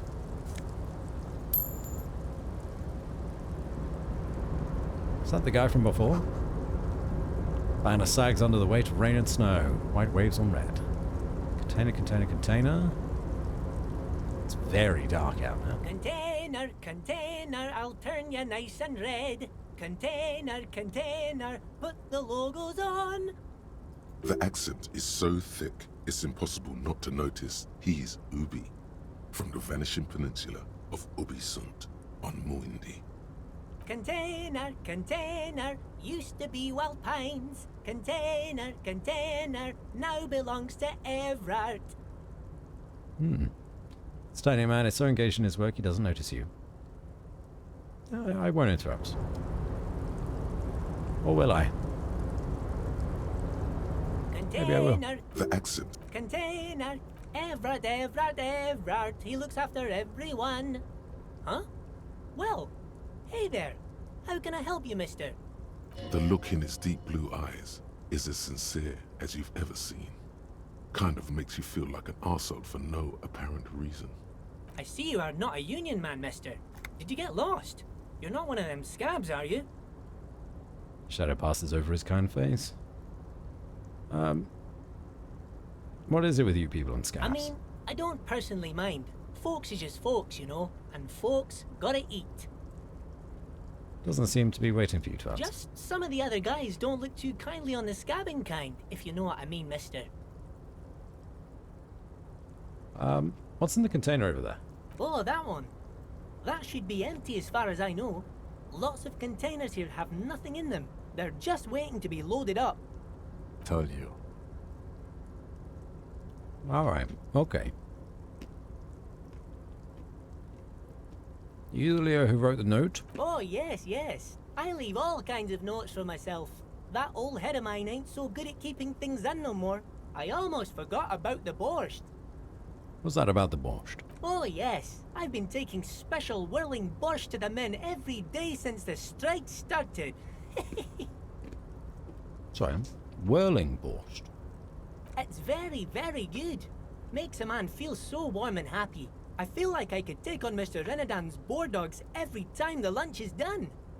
Power borscht, huh? Never heard of a borscht that turns little guys into dogfighters.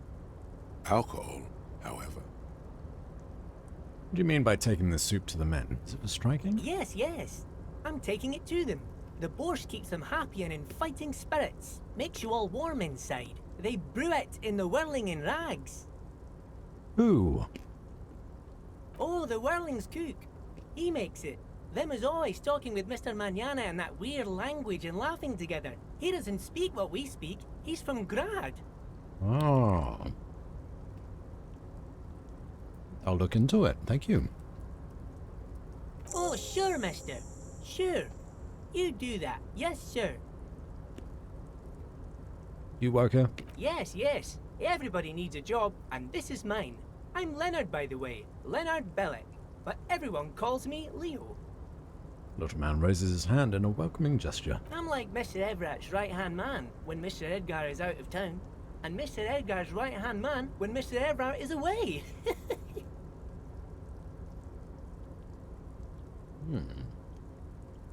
Actually, Miss Beaufort is the right-hand man, but she's a lady. Would she be the one that has our gun? Who is this, Miss Beaufort? Lieutenant looks up at Leo. A real pretty lady with a skin like those douce sucre candy bars my missus likes so much. Them are real nice to suckle on once the dinner is done and me and the missus sit down beside the radio. Oh, bless you, Leo. But I can't listen to the radio all the time. There's so much to do around here and I'm always busy keeping things running here. Yes, I am. Yes, I am.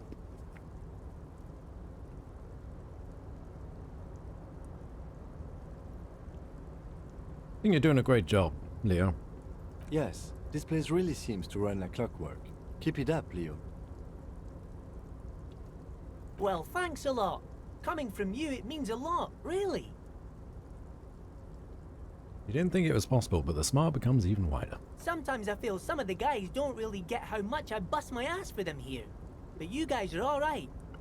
The white rectangle on your clothes might not mean an awful lot in Martinez, but the recognition from an authority figure made Leo's day.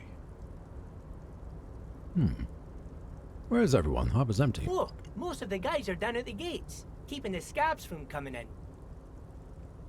Leans in with a confidential look. We're on a strike. The whole union is. You don't have to work when you're on strike. Ha! We haven't worked for 2 months now. So no one is working? Not everyone is down there, of course. Mr. Everard is in his office, where he always is. And Jean-Luc is guarding the gate. But Titus and his boys got into some drunken trouble and Everard sent them on a nice vacation. For a week or so. Got into some drunken trouble. I wonder what this trouble would have been.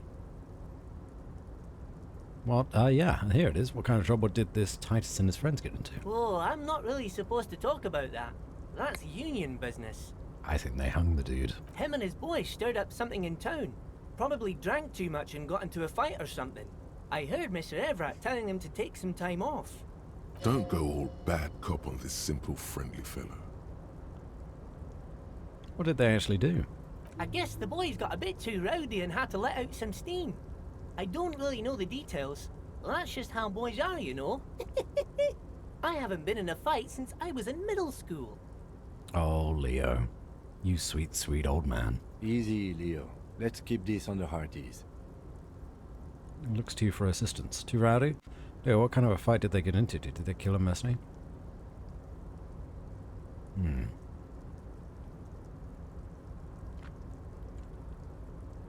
Keep this on the hardies. What does that mean?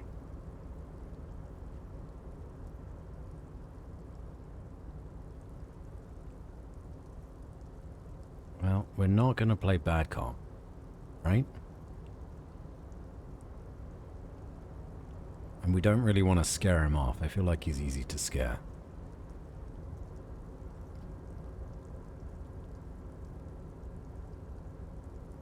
Did they kill a mercenary? Let's hear about your fight, Leah. I remember I was the runt of the class. The bigger boys always used to pick on me. You see, I had a bit of a temper back in the day. Flew off the handle like nobody's business. But Mr. Everett and his brother always came to help. Once they beat old Noel Becker so bad he needed stitches on his head. Noel never started another fight with anyone after this. Mr. Everett and Mr. Edgar are real nice guys, mister. You should go talk to Mr. Everett. I'm sure you'll be good friends. He's friends with everyone around here.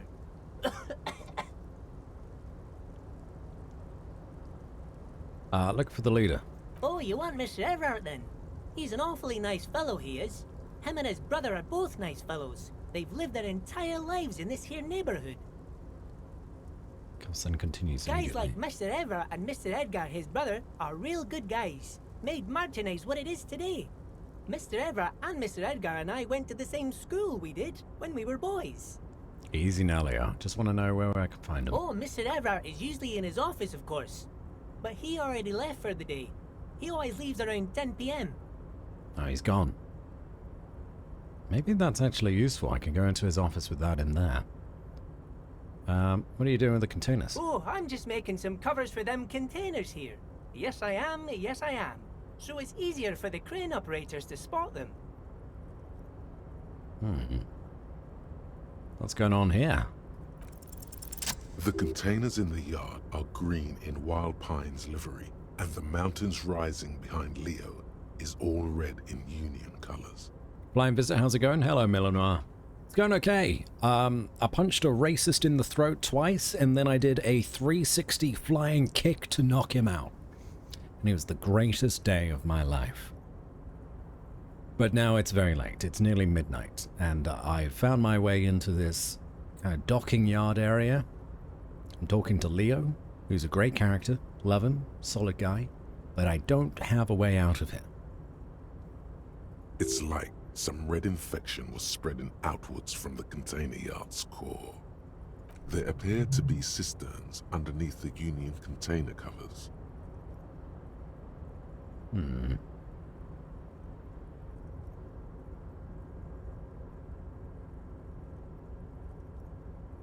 Cisterns underneath the Union container covers. Okay. Has anyone told you why you need to change the covers? No, not really. Mr. Everett doesn't tell me all the big things. Says I go and tell them to everyone. What is underneath these red covers? Oh, I don't know, mister. They say it's some chemicals. Most of them have labels on them, I think. Chemicals? This looks like a massive redecorating operation, Chem. Yes, they are hiding it from the inside. All the red containers have the Debarders Union logo on them. Thanks, Leo. You've been very helpful. Oh, no trouble at all, mister. No trouble at all. What a guy affirms merrily. Well, you're Oh, Ubi, yes. right? Born and raised in Arish, mister. Mum had to leave my dad after he got a bit violent. Took us here to the new world. I was about 10 then. Too old to lose my accent then. People say us Ubis are up to all sorts of trouble with sheep and other animals and whatnot. I just want you to know there was never any of that where I come from. No, sir. Those are just nasty rumors. Thank you for clarifying that, sir. Remember, kids, while punching racists may not always be legal, it is always morally just. It certainly is. And that comes from a police officer.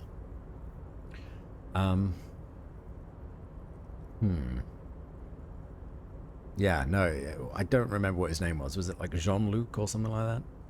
Big guy, super racist, protecting a button, had like 3 women concubines near him, fawning over him. And we had a long chat, and I punched him in the throat, which was a 17% chance. I rolled a crit success. And then I tried to right hook him, but he grabbed my hand. I managed to escape from it, punched him in the throat again, which was another critical success, and then did a roundhouse kick. Measurehead. Yeah, that guy.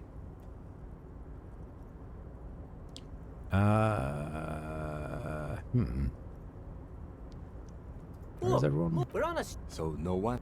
Not, but Titus and his boys got into some drunken trouble and Everett sent them on an... Oh, I'm What not... trouble? Him and his boys stirred up something... Don't go all bad cop on this simple, friendly fellow. I What guess did they the actually boys got a bit... do? Easy, Leo.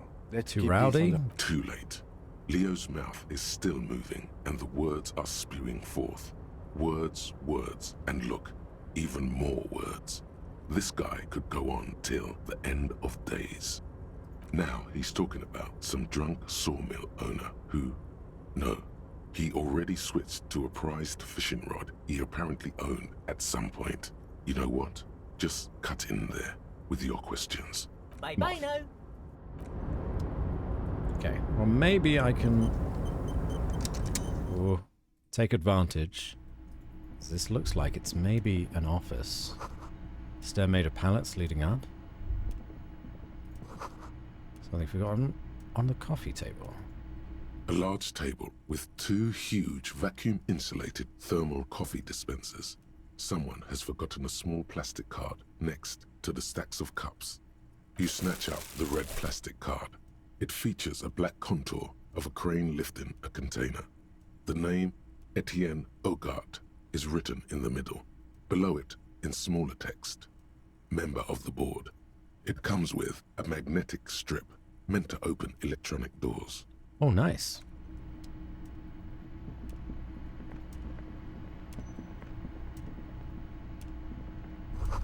Desk has been cleaned out for the night. Smart man doesn't leave any incriminating documents behind. Damn. Taxidermy fish that tells time. Well, it's worth a damn try.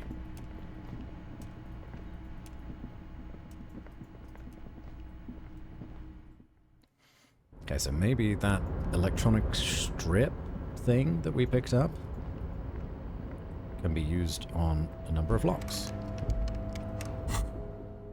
Items. Happy couple. No. None of these stuff is really helping me at the minute. Okay, that's fine. Let's get out of here.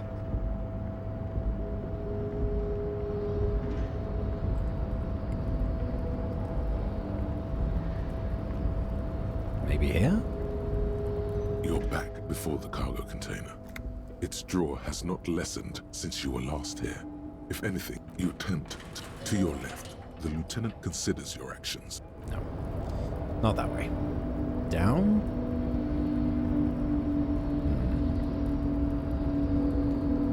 It's got to open the door that I came through, right? It's got to. So I don't see another way up. Or down, for that matter.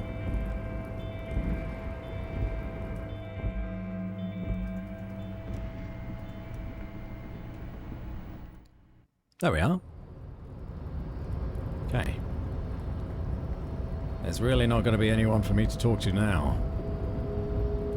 Everyone has left.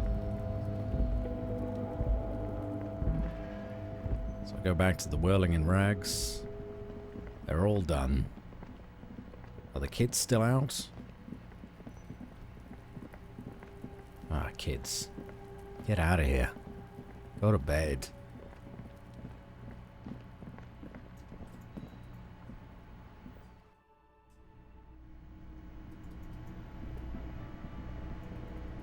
Okay. Can I help you? By the money. Yes. Have you got it? And we come to an arrangement. Does that arrangement include you paying me what we already agreed you owe me?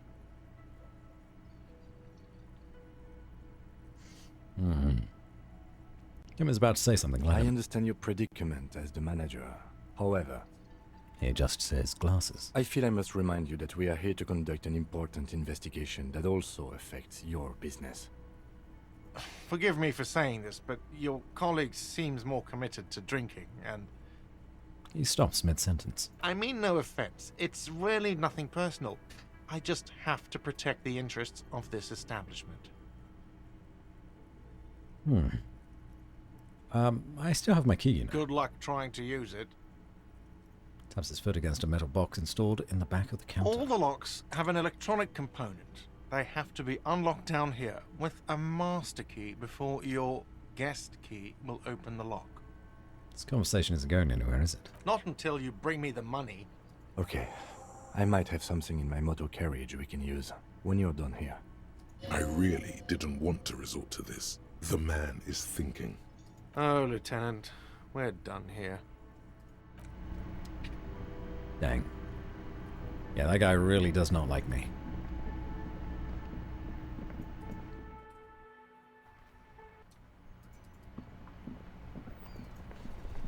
I think at the end of this in-game day, I will also go to bed. Inside, you see a set of steering levers, a radio microphone, a pull-out toolbox. I have something here we could sell. Look in the back, in the suspect transport enclosure. Transport enclosure? Regular people just call it the cage. Okay. The cage at the back of the motor carriage looks rather uncomfortable. 4 shiny hubcaps are stacked against the seat. Their silver edges sparkle in the dark. I confiscated these 4 a little while back. We can take them to the pawn shop down by the Martinez Canal.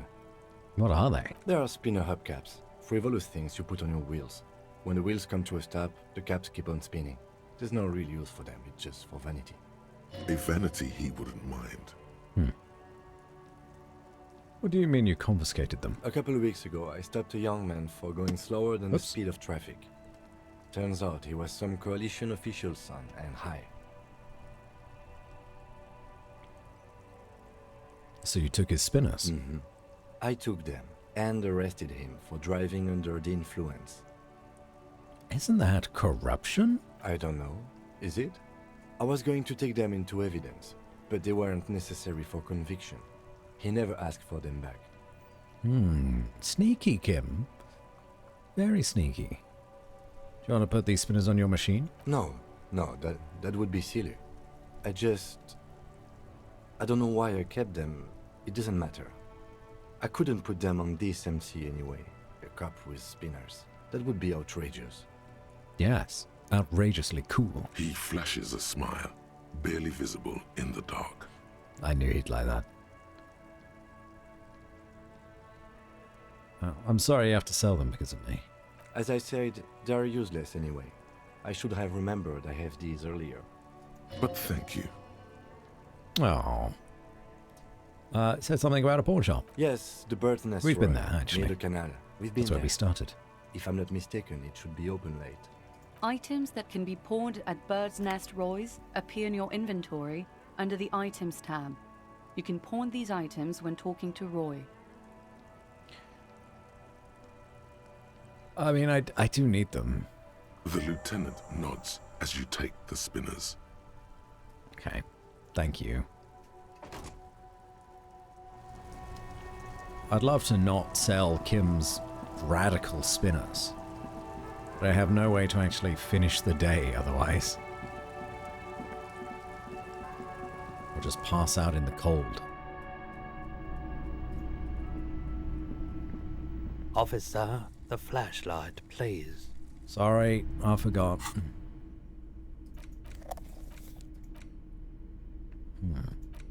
200 real. Not Hello, bad. hello. Let me know if I can. Yes, we'd like to sell these hubcaps. Roy takes the hubcaps from the lieutenant and inspects them. The spinners appear iridescent in the dancing light of his pawn shop. Yes, these are very, very good. Did you defraud some foreign prince for them? Jump a mesk banger? No matter. I'll give you 200 real. No one was defrauded or jumped, I assure you. The lieutenant explains as the pawnbroker opens the register and counts the cash. Of course. I meant no offense. 200 real for you, officer. Delightful doing business with you. Do come again. Thank you. Takes the cash, then turns Here's to the you. 100 real you need for your bill. Do not waste it. The rest goes in his pocket. The windfall is a small consolation. Anything else you're thinking of selling? Like to sell some? Yeah, some clothes. I'm not purchasing any more clothing at the moment. Alright. And especially that tie. It swallows photons around it. I have no need for necrotic objects. Oh. Your mother is a necrotic object! I'm fun! Look at me sparkle in the light of the projector! Damn right, necktie. You go, girl. I have a photo of a corpse here. Oh, no. I don't like those kinds of objects. No sale.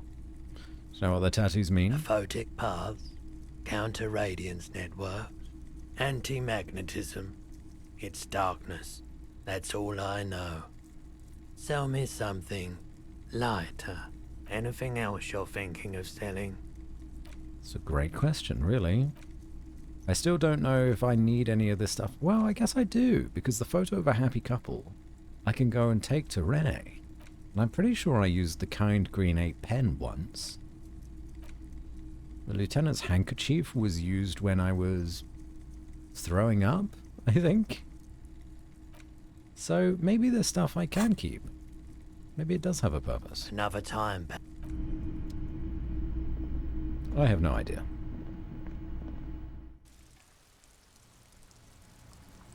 Oh, it's so dark. Let's go. Come on, squad. Let's get out of here.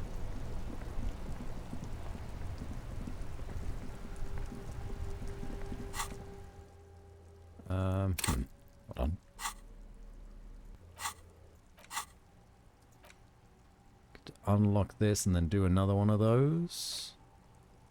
Or I could forget about socialism. Not socialism, capitalism.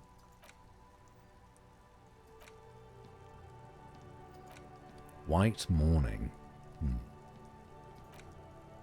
That's a long one. Maybe we should do that overnight.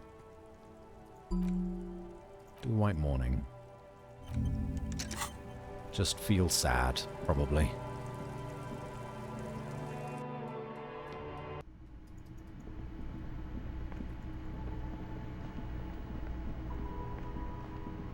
Can I help you? Yes. Got the money. I have your well. money. I hope you choke on it. Here it is. Sorry for the trouble. Nah, choke on it. Great, perfect. I hope you enjoy your freezing cold room with the window you broke yourself. You've really worn down his patience. Even paying him didn't help. The electronic lock to your room has been disabled till 9 p.m. tomorrow. Starting tomorrow, please pay for each night in advance. 20 real per night. If you don't have the money, it's over for you. Got it? You've got nowhere else to stay. Time stops advancing after 2 in the morning. If you haven't paid for your room by then, it's game over. Don't leave finding money to the last minute, however. It's harder to make cash after nightfall when the shops are closed and the streets empty. I'll take a room here too. Oh, okay. So we have until 2 a.m. Always happy to have officers from the RCM as guests. Anything else I can do for you? Goodbye. We've nearly got our room fee for tomorrow as well. So we're doing okay there. What else? What else could we do? We did just level up again. We could do indirect modes of taxation. Why not? Wait, you don't have enough skill points available. I do. I do have skill points available. I just leveled up. There we are. Internalize. We have so many things we're internalizing.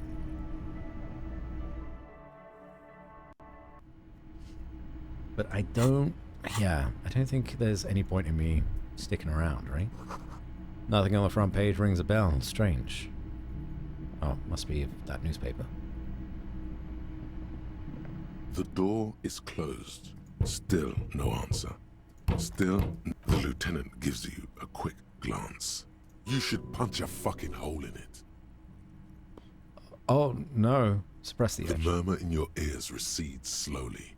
Your breathing normalizes. That's one lucky door. Is this room then? I guess that's Kim's room. Gotta be. Anything else around? I don't think there was anything out here. No, that's it. That's it, everyone. We're done for the day. This is the door to the room you redecorated. Good night, Lieutenant. Just a moment. We should talk about our progress on the investigation. Let's go out to the balcony. We were just there. We're fine. I think we've done okay. The air outside is brisk. The lieutenant is silent for a moment. He listens to the traffic hum. Then... Now then, we should talk about the investigation. But I also feel you're a bit hazy on the RCM. Our role here, our rights, our jurisdiction, basically. Didn't know you smoked, Kim. I have a cigarette every night when I go over my notes. It's something of a ritual. Oh man, he looks so devastatingly cool with that cigarette. How did you get so cool, Kim? You mean this? This isn't cool. It's an unnecessary trial of will and unhealthy. He flicks the ash. Keeping the habit within the parameters he's given himself takes a lot of focus. It would be easier to simply quit. Right then, the debrief. Yes. It's been a long and eventful day. How do you think today went? Well, we inspected the victim's body, so that's good. It was not easily approachable in that state, but we did it. Our inspection could have been more thorough, as it always can, but we have some leads we can follow up on. The body is still hanging from that tree, which is unfortunate. And there's still much to do at the crime scene.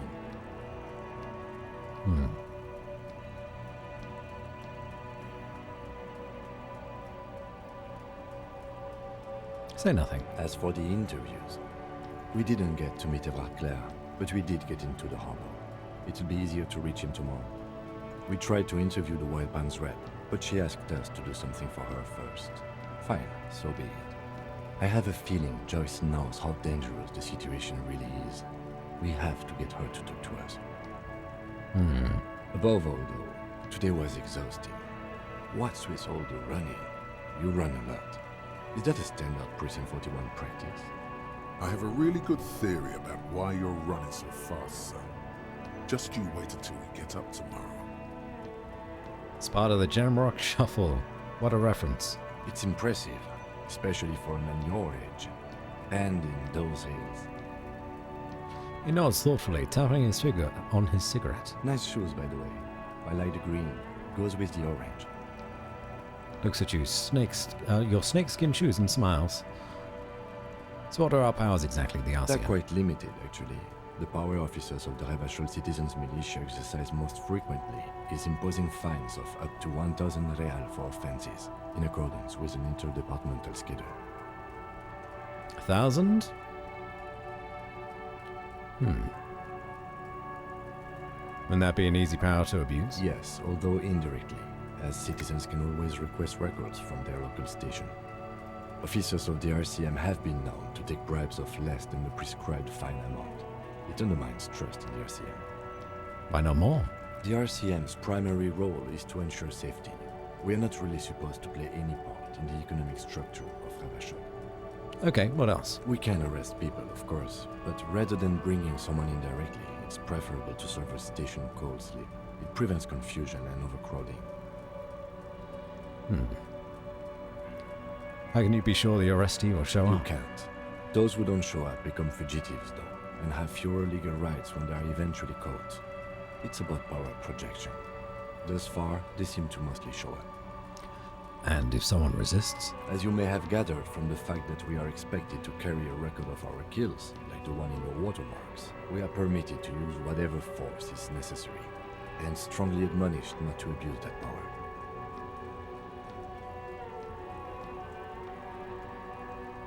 So if I kill someone while on duty... You have to supply compelling evidence for why it was necessary to use lethal force. In these cases, your partner is usually your witness. Not a good position to be in, by the way. Internal Affairs handles these cases thoroughly, by cross-examining you for inconsistencies. It is hard to cover for anyone, which is for the best. What happens to the people we convict? We don't convict. We arrest and send them to coalition government courts in Couron and La Delta. The prosecution works off our testimonies and records, which is why it's paramount to keep them. He taps on his coat pocket, where he keeps his notes. Who makes all these rules? Yes, the international community's mission in Revachol, and the moral intern, more broadly. The RCM was formed by the coalition government to restore order in the international zone after the revolution. So we did. Now we attempt to maintain that order. No more, no less. His gaze is absently fixed on a window below that just went dark. Or perhaps it is better to say we were allowed to form. It's a point of contention whether the citizens of Revachol or the coalition government founded the RCM. Say nothing. Silence. A great comment to such a conundrum. The Moral Intern, what is it? The Moralist International are the world's largest political organization. You know who they are. They have been running this place after the revolution failed. If I didn't know, how would you describe them? They're a union of center-left and center-right parties across the Real Belt. Our coalition government is just one of its many projects. They also run the ICP, EPIS, most intergovernmental organizations in the world. What do you think of them? The Moral Intern are a fact. I try not to have opinions on facts until they change. And it doesn't look like that's about to happen. What do they believe in? What do they believe in? They are Dolorians. They believe they continue the humanist project set forth by Her Innocence Dolores Day for centuries This game ago. is hard to stream. Others say they are just technocrats. Interesting question. I'm It's not a sure if I blue need to know forgetting any art. of this. Their motto is love, compassion, self-discipline. I think you can gauge what they want you to think of them from that. Something ominous. And there's just like so much. Like, there's so much from one conversation. Something even a little feminine, but in a strict manner. Something like the dark blue, serious color of the early night sky above. I guess dry is what I'm trying to describe it as. It's a very dry game. A historic figure? The author of the modern age? You will have to look elsewhere for opinions. The subject of humanism is too abstract for me. For you, she is something painful, though it's hard to say why. Okay, fine. Do you? The lieutenant arches his brow and pulls out his cigarette. It's a slim white thing in his fingers. Things are bad up there. Point to the city. We need them here, giving us the right to police Revachol. They've done an awful job here. Have you seen the place? This isn't humanism. We are stooges of the world's biggest bourgeois organization protecting bourgeois rights. Mutter silently, immigrants, liberal... don't know what that word means.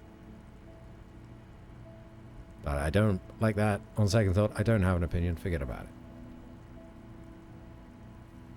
They have done an awful job, clearly.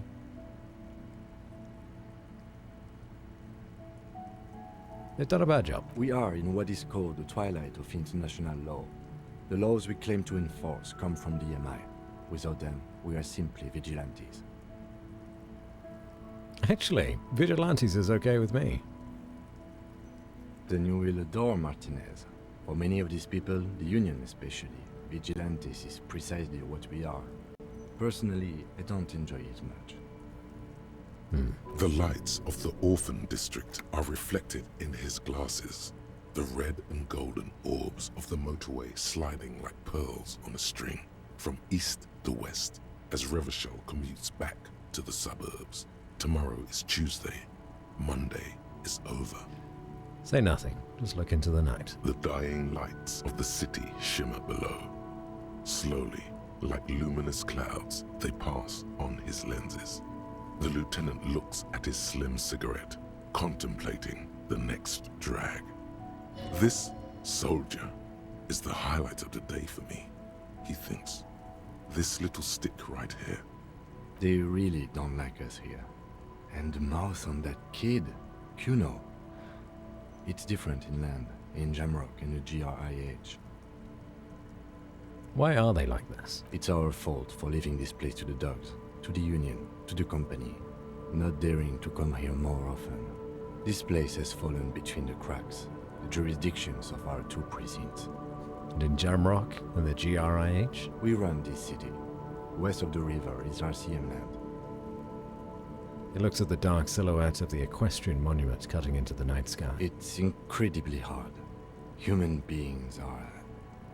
But we are in control, and it's worth it. The organization works. Our systems work.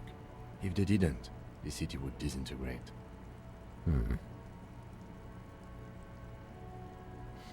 I hope our investigation will help improve the situation here. At least some good. Me too. But I wouldn't count on any drastic changes in our lifetimes. He is very tired, but the dark circles under his eyes make him look younger, not older. Cheers, love. Yeah, it's getting very cold now. Let's go. Puts out the stub of his cigarette and looks to the door. Let's get out of here.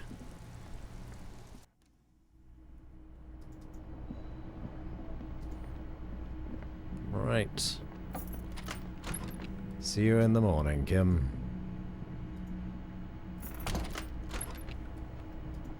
Oh. Yeah, that is his room. Gotcha. Can I fix this somehow? The window stands broken in its frame. Cold wind blows in. Assess the damage. The shards face outward. Whatever broke this window came from the inside. I'll break it with my own hands. A fine web of scarring covers the back of your right hand, but none of it is recent. Or did it? More likely a projectile than a held object. It was my shoe. There are no fragments on the floor from pulling a tool back in after impact. Okay, what am I doing? Something you've done before. It is too large for a bullet, yet too small for a piece of furniture. You're looking for something heavy and larger than your fist. The shoe you found on the balcony fits the hole almost as well as your foot. It would have also been heavy enough, if thrown with force.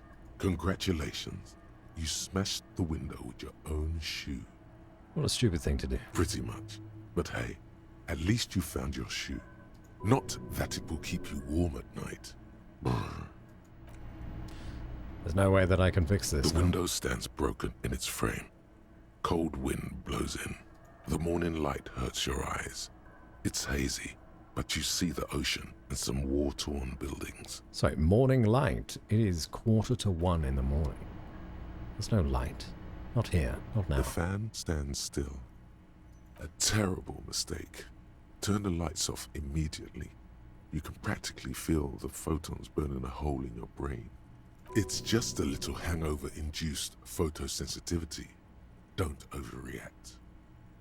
Bring it on. Little black spots dance on your retinas. It's almost pleasure. The lights are off again. That's fine. Okay, so we got this door here. Words fail to describe how rank it smells in here. I should have sent a poet. Door's locked. A mirror hangs on the bathroom wall. In it, your face, adorned with the expression. Hold on now. I have those. Somewhere. Chain cutters. Right? A mirror hangs on the bathroom wall.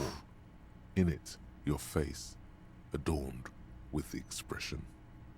Well, I guess we can try. The chain cutters slip out of your hands as you attempt to twist the faucet into place. Well, you know one thing for sure. You've probably never been a plumber. Worth a go.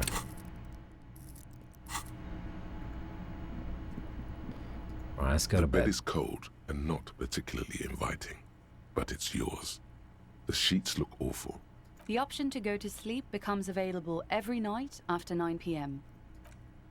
Cool then. There's The bedtime. sheets feel at once coarse and clammy against your skin. The bed sags beneath your weight as you stretch out and finally close your eyes. And then sleep doesn't. And then sleep doesn't come. Can I just save? No? Okay. But I want to sleep. Obviously, you're in bed with your eyes closed, but it's not happening. Why? Maybe it's the bed's fault. Roll over. It's a little better. Colors, scenes, and half-formed phrases still litter your mind. Part of you is still trying to solve the case, isn't it? No more thoughts. Fall asleep now. Your breathing steadies. A great silence washes over you until your eyelids twitch in your sleep and images start forming.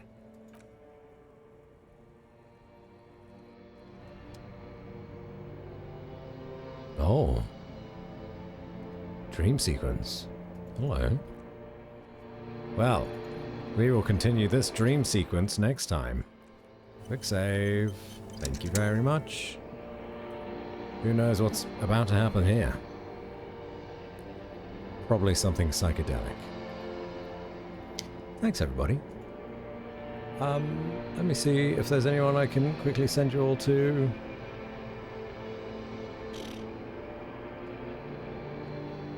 Not a lot of people. Fulprax playing Golden Sun. But I think I just want to go to bed.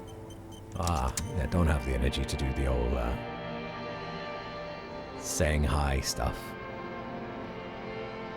CJ Sassy, thank you for the stream. Thank you for being here, Cheeky. It means a lot to me. Take care of yourselves, and hopefully I'll stream again sometime soon. Tomorrow is a possibility, but otherwise, Monday. Take care, everyone. Ta-ta for now.